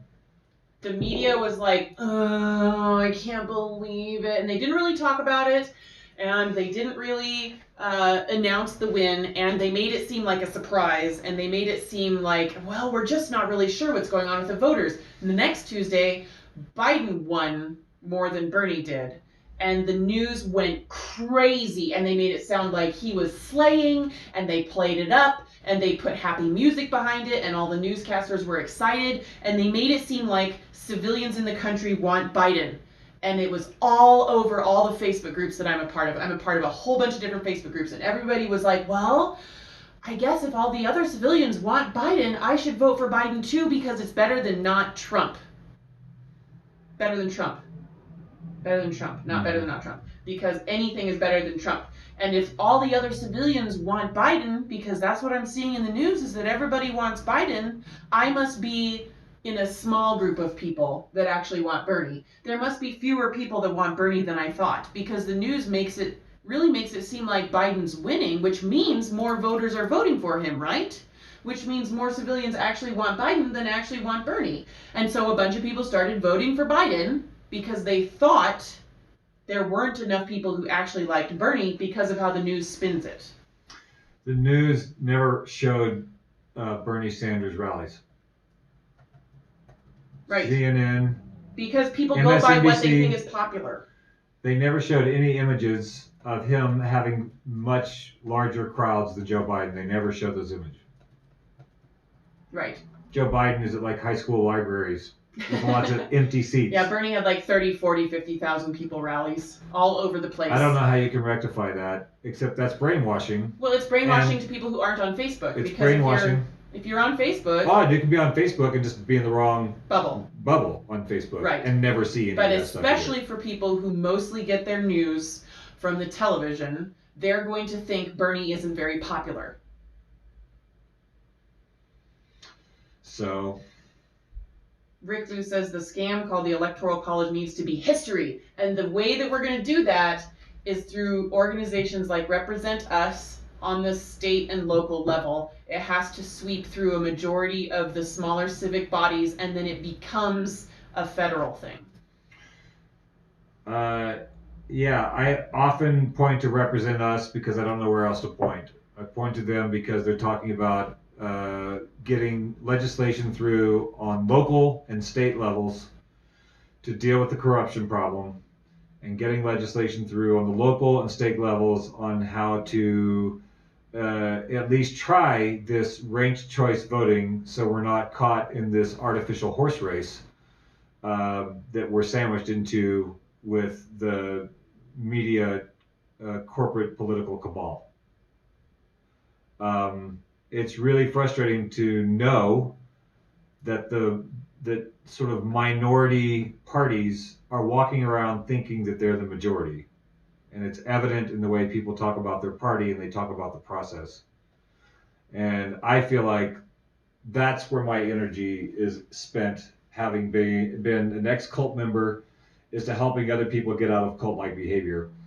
Problem is, you can't help people get out of cult-like behavior if they don't recognize they're in a cult. Which is something that we talk about a lot. Is this introduction of reasonable doubt that maybe my thoughts are not my own thoughts. Maybe I am behaving in ways that I'm being forced to behave in. Jay says the mindless support for Biden you mentioned is very real with a lot of my family members. And my mom today is upset that I'm not voting because she thinks I might not vote for Trump. Like they voted for Trump, and they're going to vote for Trump again because they were in a literal religious cult. They're in a very literal political cult, and that they don't like Trump. They didn't like him. They didn't like voting for him, but now they have to save the planet like from the crazy snowflake Democrats. They will defend him. He's indefensible. Mm-hmm. Like he's a liar. He is a liar. He has no scruples. He has no morals. It's evident. That's not conjecture. And so, with all of that being the case, how do you... Oh, God. This is going to be a screenshot that's going to be taken out of context. You were the one that wanted to wear it in the airport on the way home. I wanted to see how the world would treat me if I walked around like this. And I still might do it someday, but I can't. I have to disassociate from you whenever you... My mom gave me this as a joke. I'll just follow you and take pictures from far away. She thought that I wouldn't take it from her. Yeah? But I did to keep her from wearing it. They probably have another one already. Oh, I'm sure. They gotta keep donating to the campaign. Yeah. To support the cause. DJ Savage says he's really sad that Biden ended up being the leader, or that Biden is leading. I don't think Biden's leading. The problem is that the civilians have been brainwashed to think that Biden is leading, so they're going to vote for him, even though they probably prefer Bernie. I thought that, I think a lot of people who were happy about Trump winning were happy on the level of watching everything burn. They wanted to, the drain the swamp promise. And I was not thinking that he was going to go drain the swamp. I was thinking that he would probably break the toy. He would go in and break things. And we'd have to do something else. Which he's done, which I thought was the hopeful thing, is that Trump could be so bad because he's not doing things terribly different than what other presidents have done. He's just doing it with a lack of grace and way too much transparency. But he's not really doing things much differently in terms of what he's doing with the economy, what he's doing with his executive decisions. He's just doing it badly and grotesquely. And so I thought maybe him going in and doing things badly and grotesquely would help people say, oh, this is a broken system that needs to be fixed. And I've been really disappointed that people have just said, oh, we just need a Democrat in there. That's falling short of the required prescription, in my opinion. Yes, it's not good enough. Biden isn't good enough. If you're voting for Biden, you're voting for corruption. You're voting for the system that gave us Trump. That's what you're voting for. So what if we don't vote for Biden? Who should people vote for? Don't vote for Biden. I think we should have a write-in campaign, and I think we should turn our backs on this crappy system because it's corrupt. And supporting a corrupt system is being a part of the corruption. So let's talk about, is that actually doable? Because a lot of people just want to know what the rules are so that we can just know how to get along. Well, there's nobody in charge. Right. No, but here. So could we theoretically, as civilians, all write Bernie in? And would that work? People talk about write-in candidates all the time. Like, I think if there was if Mad Dog 2020. Right. I think if people thought that it's really all about, when I did stand-up comedy, you could go up and do the same set 3 different nights and have 3 different reactions. Right. You could go up and nobody would laugh because nobody had laughed first, which gave everybody else permission to laugh. Somebody has to do the first laugh. Somebody has to belly laugh first, so my laughter is not so loud and I'm not embarrassed by making a scene. What if I laugh at something and everybody else thinks that I'm a jerk for laughing at that thing? So I could do the same set one night and be different than the comedian before me, so a different sense of humor. So nobody had adjusted and nobody was willing to make the leap, or maybe I wasn't funny. But the other night I could come on and do something and everybody would laugh their asses off. Right. And I might not have even been funny, but something in the atmosphere had allowed for the mirth to come out. Right. So I think if right now you pose the question to everybody in the country and said, here's a ballot online, it's blockchain, there's no way to corrupt this, you should write in your president, I have a feeling Bernie Sanders would win. I think he would win. If civilians could just actually vote easily for the person that they actually wanted, the vocal Bernie minority would win. I think we have a vocal minority. Who's the vocal minority? The Democrats and the Republicans. Right. They're a vocal minority. Well, they have the press, so they don't look very minor. Right. They don't look, but they are. They're a vocal minority. And so the vocal minority is not going to join up. And with that premise, I don't think. Maybe something could happen. Maybe some dynamic meme solves the equation and makes sense to everybody, and everybody writes in Bernie Sanders. I still don't know if that would work. I don't know how that works state to state. I have a list here of presidents that won their primary by write-in. By write-in? Mm-hmm. Well, Democrats and Republicans out the wazoo: Herbert Hoover, Franklin Roosevelt, Thomas Dewey, Harold Stassen, Robert Taft, Dwight Eisenhower, Richard Nixon, Lyndon Johnson. All of these people won their primary by write-ins. Right. So Bernie could still be... He could, in the remaining, if everybody wrote him in the primary. If we all kept writing Bernie in, instead of being afraid of Trump, right. So Bernie could still win. The primary would be the place to do it, because voting against Biden in the primary doesn't affect Biden in the general. Right. So you can all write in for Bernie now, and even if he doesn't win, it will still be Biden. It'll still be Biden. Someone will be not Trump. So that could be a compelling argument for why there should be a write-in for Bernie campaign in the primary. There's no reason to support Biden in the primary. He's gonna be it anyway. The media is already supporting him. He's already coordinated. The donors are already supporting him. We might as well keep voting for Bernie. Well, will there be a primary? Will the primary still exist if there's only one person without a suspended campaign?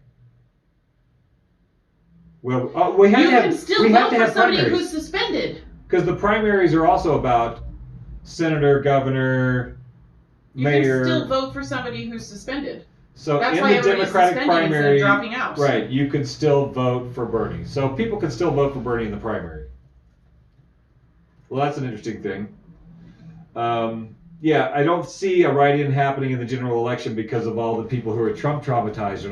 They're just going to vote blue no matter who, and it doesn't matter if it's conscience or if they're voting for corruption or not. They're just going to vote for not Trump because anything is better than Trump, and I disagree. I don't think Biden is better than Trump.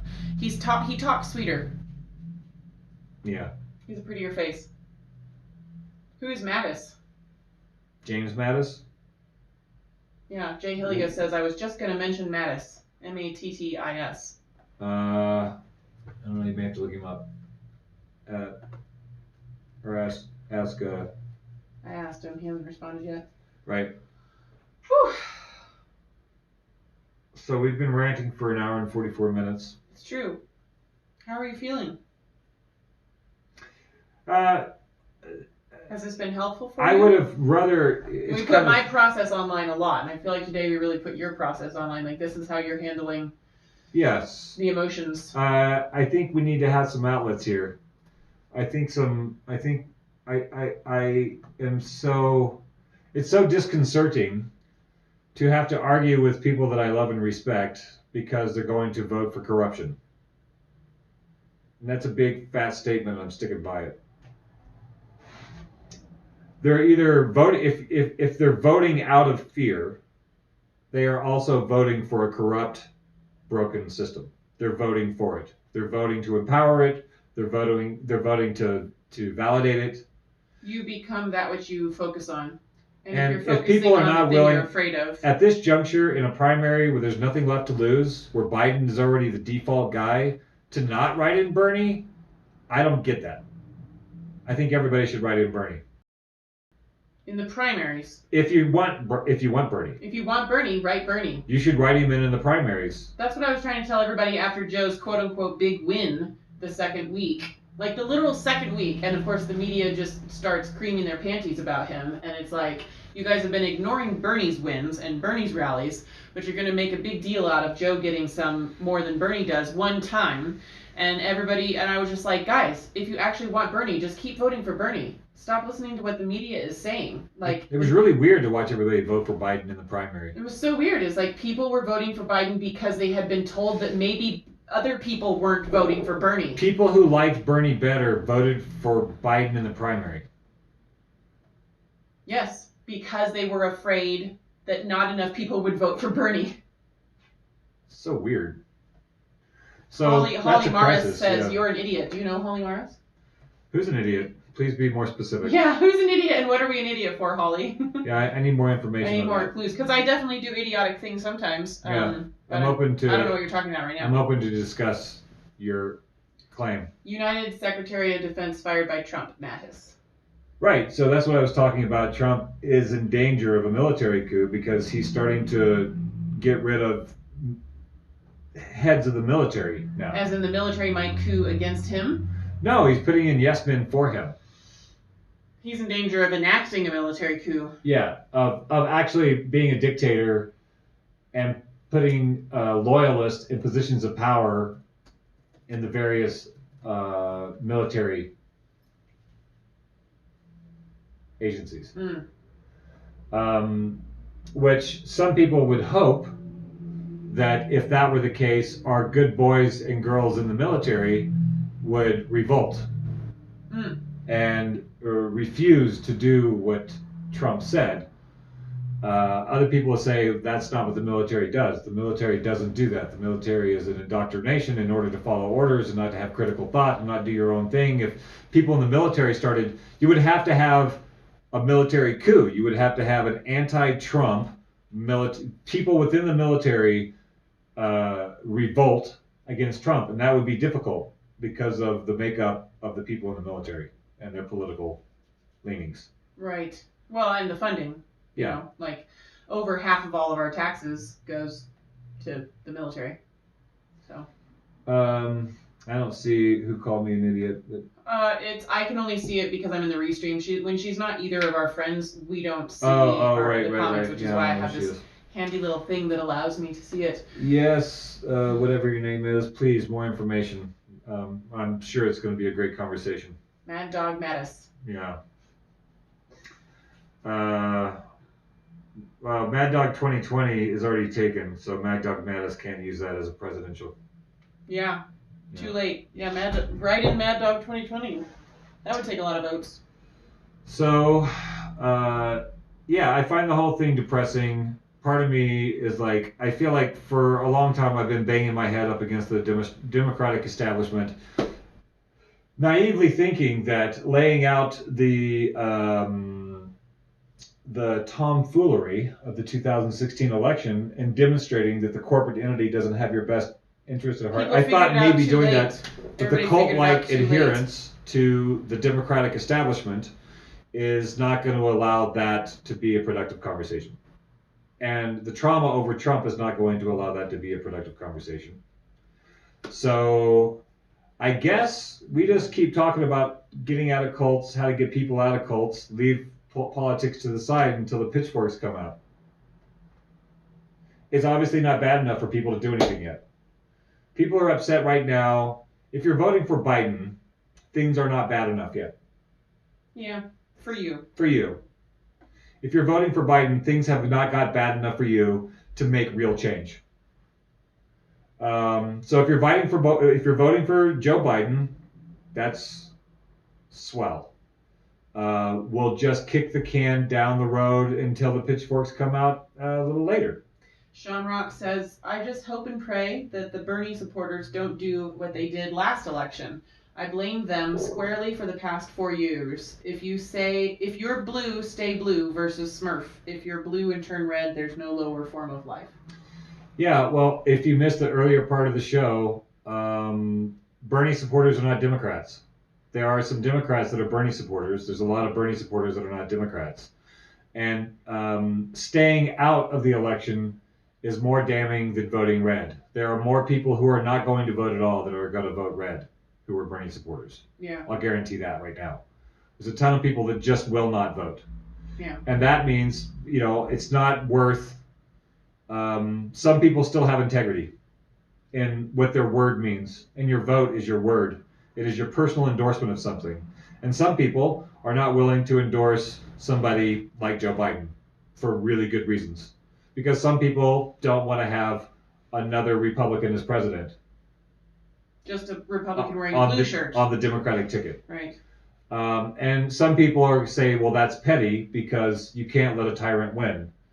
But the Democrats let the tyrant win. The Democrats created the atmosphere in which a tyrant came to power. The Democrats did that. They fell down on the job. Sounds like a whole nother show. The last 30 years, they fell down on the job. They've been chasing the Republicans. They've offered no vision. The Democratic leaders. The Democratic Party is a small minority, just as the Republican is a small minority, because no vision has been offered. If you think about all the voting civilians in the U.S. as a dollar,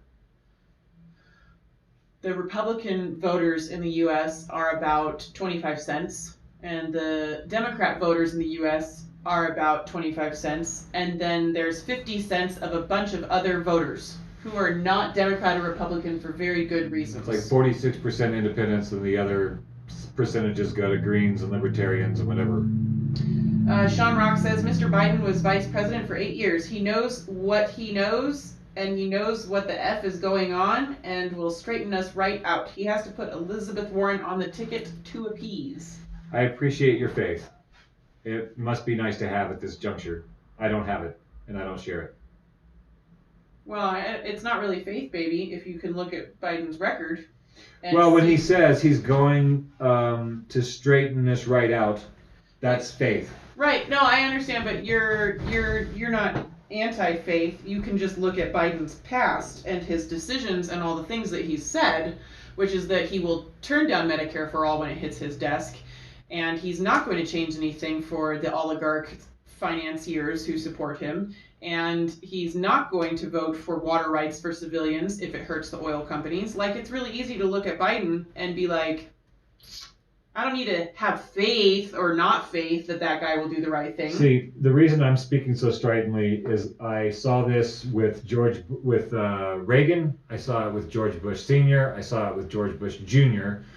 Democrats said, well, we'll fix things later, but right now we just have to fight them.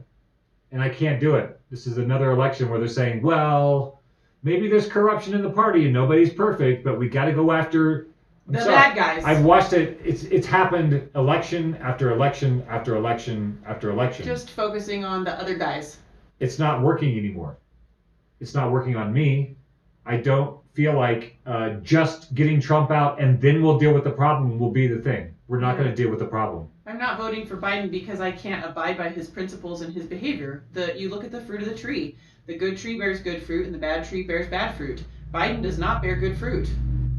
Vice President Biden was there to make a black, progressive, seemingly progressive candidate palatable to the Democratic establishment. They attached an old white man to a young black man. An old white Republican man. And maybe they'll attach a slightly younger white woman to an old white man and make it more palatable for there to be a woman in the Oval Office someday. It's totally possible. There's not enough. It's not that nothing better will happen. We're not saying nothing better will happen.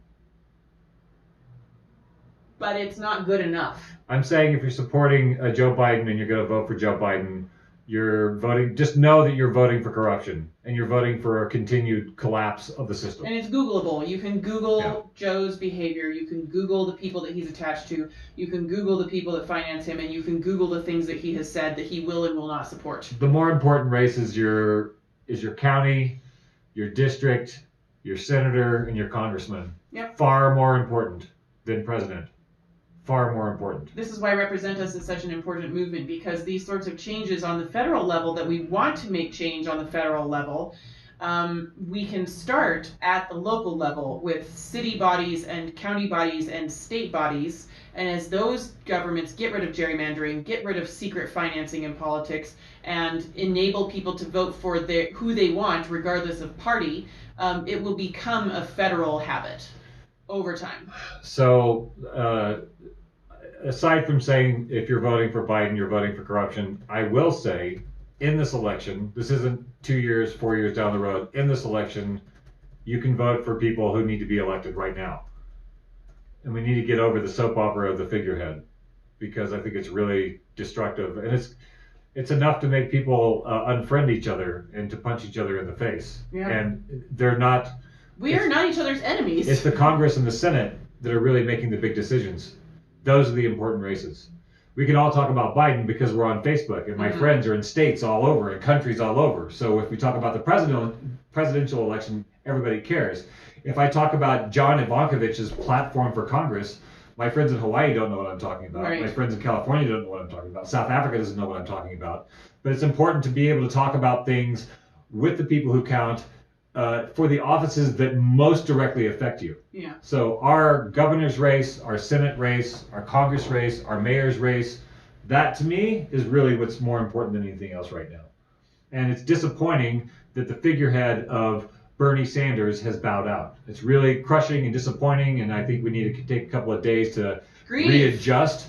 However, I don't think that, I think we need to take a deep look at our cult-like behavior and start making better choices with more integrity. If you like Bernie Sanders, if you really like Bernie Sanders, then think about voting with integrity instead of voting like a cult member. Instead of voting out of fear.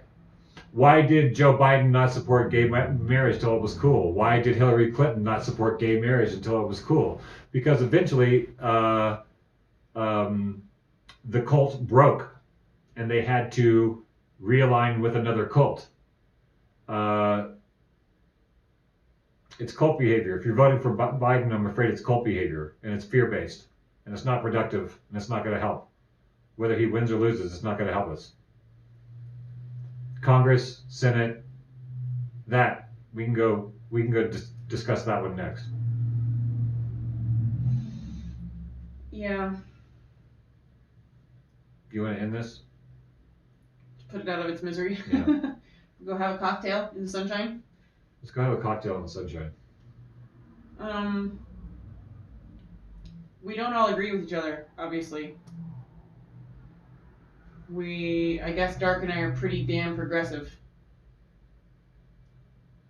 And we have a lot of wonderful friends who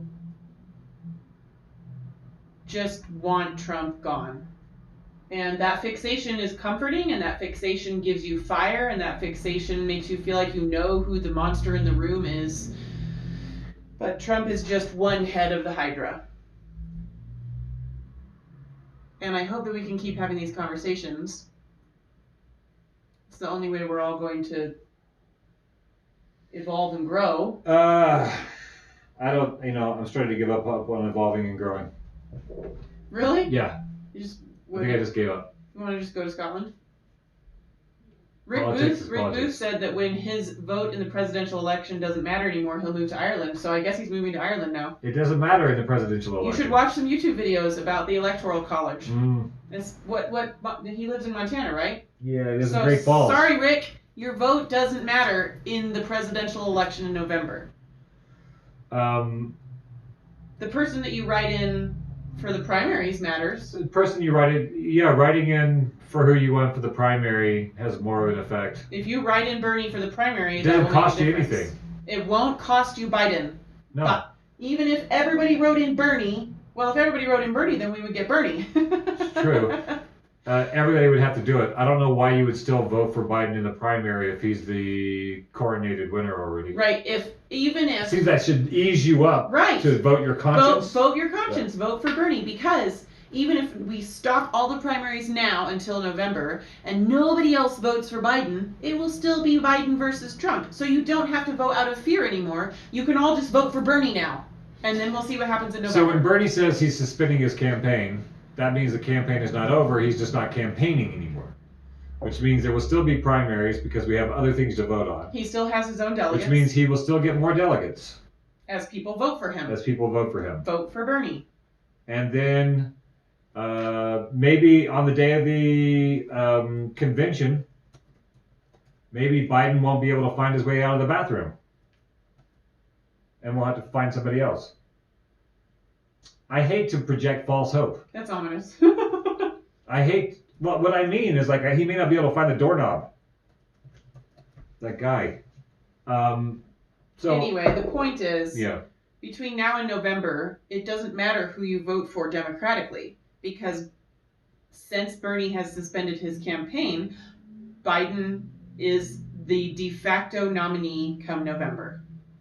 So you don't need to vote out of fear anymore. When it comes around for Montanans or whatever state you're in, whenever your primary is in, you can vote for Bernie. If you want Bernie, vote for Bernie. It won't make a difference, except if enough people write in Bernie, then we'll get Bernie instead of Biden. I don't want to project it. I kind of like the idea. Part of me is like, maybe it's not over. I feel like I have a piece of good news to spread around to people. I feel like we have a piece of good news on a really drab day. It's worth having that conversation. Doing some conversation. research and understanding how the primaries work versus the November election versus the Electoral College. We could all keep writing in Bernie. Yeah, it'd be fun. I'm going to write in Bernie at our primary. I'm going to write in Bernie's name because I'm not going to endorse Biden. I'm not going to vote for somebody who delivers bad fruit. I'm not voting for something that delivers bad fruit. The guy is a creep. Like, good trees produce good fruit. I'm not endorsing a creep. I will vote for someone who produces good fruit. So I guess that's the takeaway. That feels like there's something there.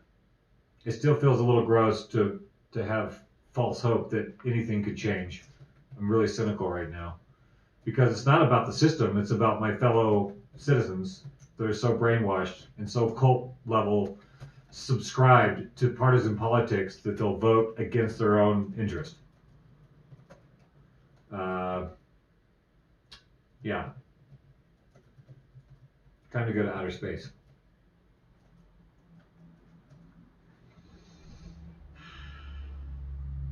Scotland. I'm fine with Scotland. See if Hansi Freinock has room in his cabin in the woods. Neil Young became a U.S. citizen so that he could vote against Trump. I'm glad he thinks it matters. He became a U.S. citizen. That takes some pre-planning. So he could vote against Trump. I wonder if he put himself in a blue state so that his vote against Trump will probably... I wonder if he put himself in a blue state where the Electoral College is required to give their votes in alignment with the majority of the citizen votes. Because if he didn't take up residency in one of those states, what are the chances that his vote will actually make a difference? I like Neil Young. It's a performance like any other performance. He's making a statement. I don't think his vote matters. I think he's done a great job of making a statement that will be encouraging to people. Yes, I agree. Yeah. But until people are willing to actually vote for their own interests, well, I guess that's depending on that means that people have to realize that their own interests are the interests of their community and their environment. That may be a little ways down the road. I mean, we could just take a step towards people voting for who they actually want, because we have millions of civilians now who aren't voting for who they actually want because they've been terrorized into voting for someone that they don't actually want. Like it would be just nice if the citizens would just use their vote for the person that they actually want. Like, that would be nice. That would be a good start to me. Yeah, so thanks to Lacey and Yardy, our very first Patreon subscribers. I hope you guys got the cool update that I posted last night of Zoe's sticker design progress. I just sent the order into the printer yesterday, so we'll be mailing you guys a Post-Orthodoxy sticker. We uploaded our the very first two episodes of the Post-Orthodoxy show to our Podbean. Do you want to do that? Do we want to share that yet? Oh yeah, sure. We still got to do some work on the hubbub around it, but we have a Podbean page where our podcasts are now being uploaded from last September, hoping to get us current in the next few weeks, so that all the Post-Orthodoxy broadcasts will be on Podbean and available for download. And that means they're going to be on Google Play and iTunes and that's what I hear. Other podcatchers like Stitcher and things like that. Podbean. Right. Podbean sends it to most of the top places. But so we have our first couple of Post-Orthodoxy radio shows. We got our 100 messages with the Restream chat. Oh, that's so nice. You guys made that barely happen. At the end. I'm trying to find our Post-Orthodoxy link here on Podbean for people, but it's hard. Anyway, I think we're going to wrap it up. I feel pretty lackadaisical and laissez-faire and a little depressive and a little, I'm going to go back over to my Facebook page and see what everybody's been yelling about for the last 2 hours. Yeah, going to go have a cocktail in the sunshine. Yeah. Hey, it's a nice day. You want to go for a walk? Yeah, we should go for a walk. Thanks for playing, folks. You guys are the bee's knees, and we wouldn't be doing this without you all. We'll see you on Thursday 4 to 6. So tomorrow. Wow. Tomorrow 4 to 6 for our regular show. Right. Did we have an idea of what we wanted to talk about tomorrow? No. I feel like we had an idea that we had going on. How to get people out of cults that don't know they're in cults? The same thing we do every day. Pinky. All right, guys. Thanks for playing. We love you guys. Thanks so much. Thanks for tuning in. Even people that we all disagree with. Even people who I pissed off. Yeah, thanks. Come back next time for more of that. Wheesh. That was fun. Why can't I find our Podbean? It's not Googleable yet. Why not? We haven't done enough action. I tried to look for it on Podbean and it doesn't show up.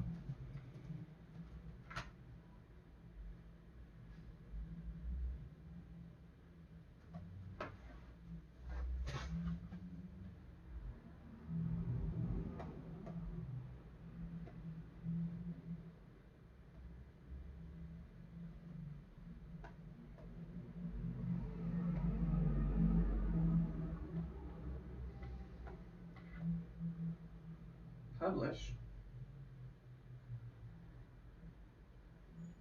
View site. Postorthodoxy.podbean.com.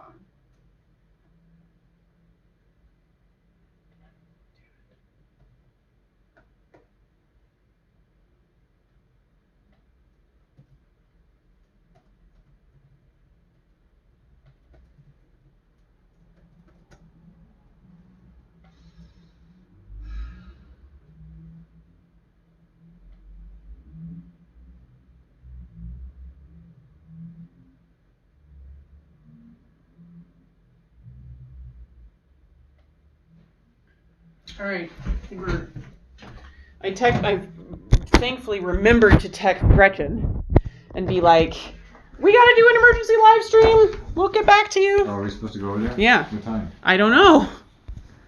We gotta do it now. It's 3. Doesn't get any warmer. I have to see. I'll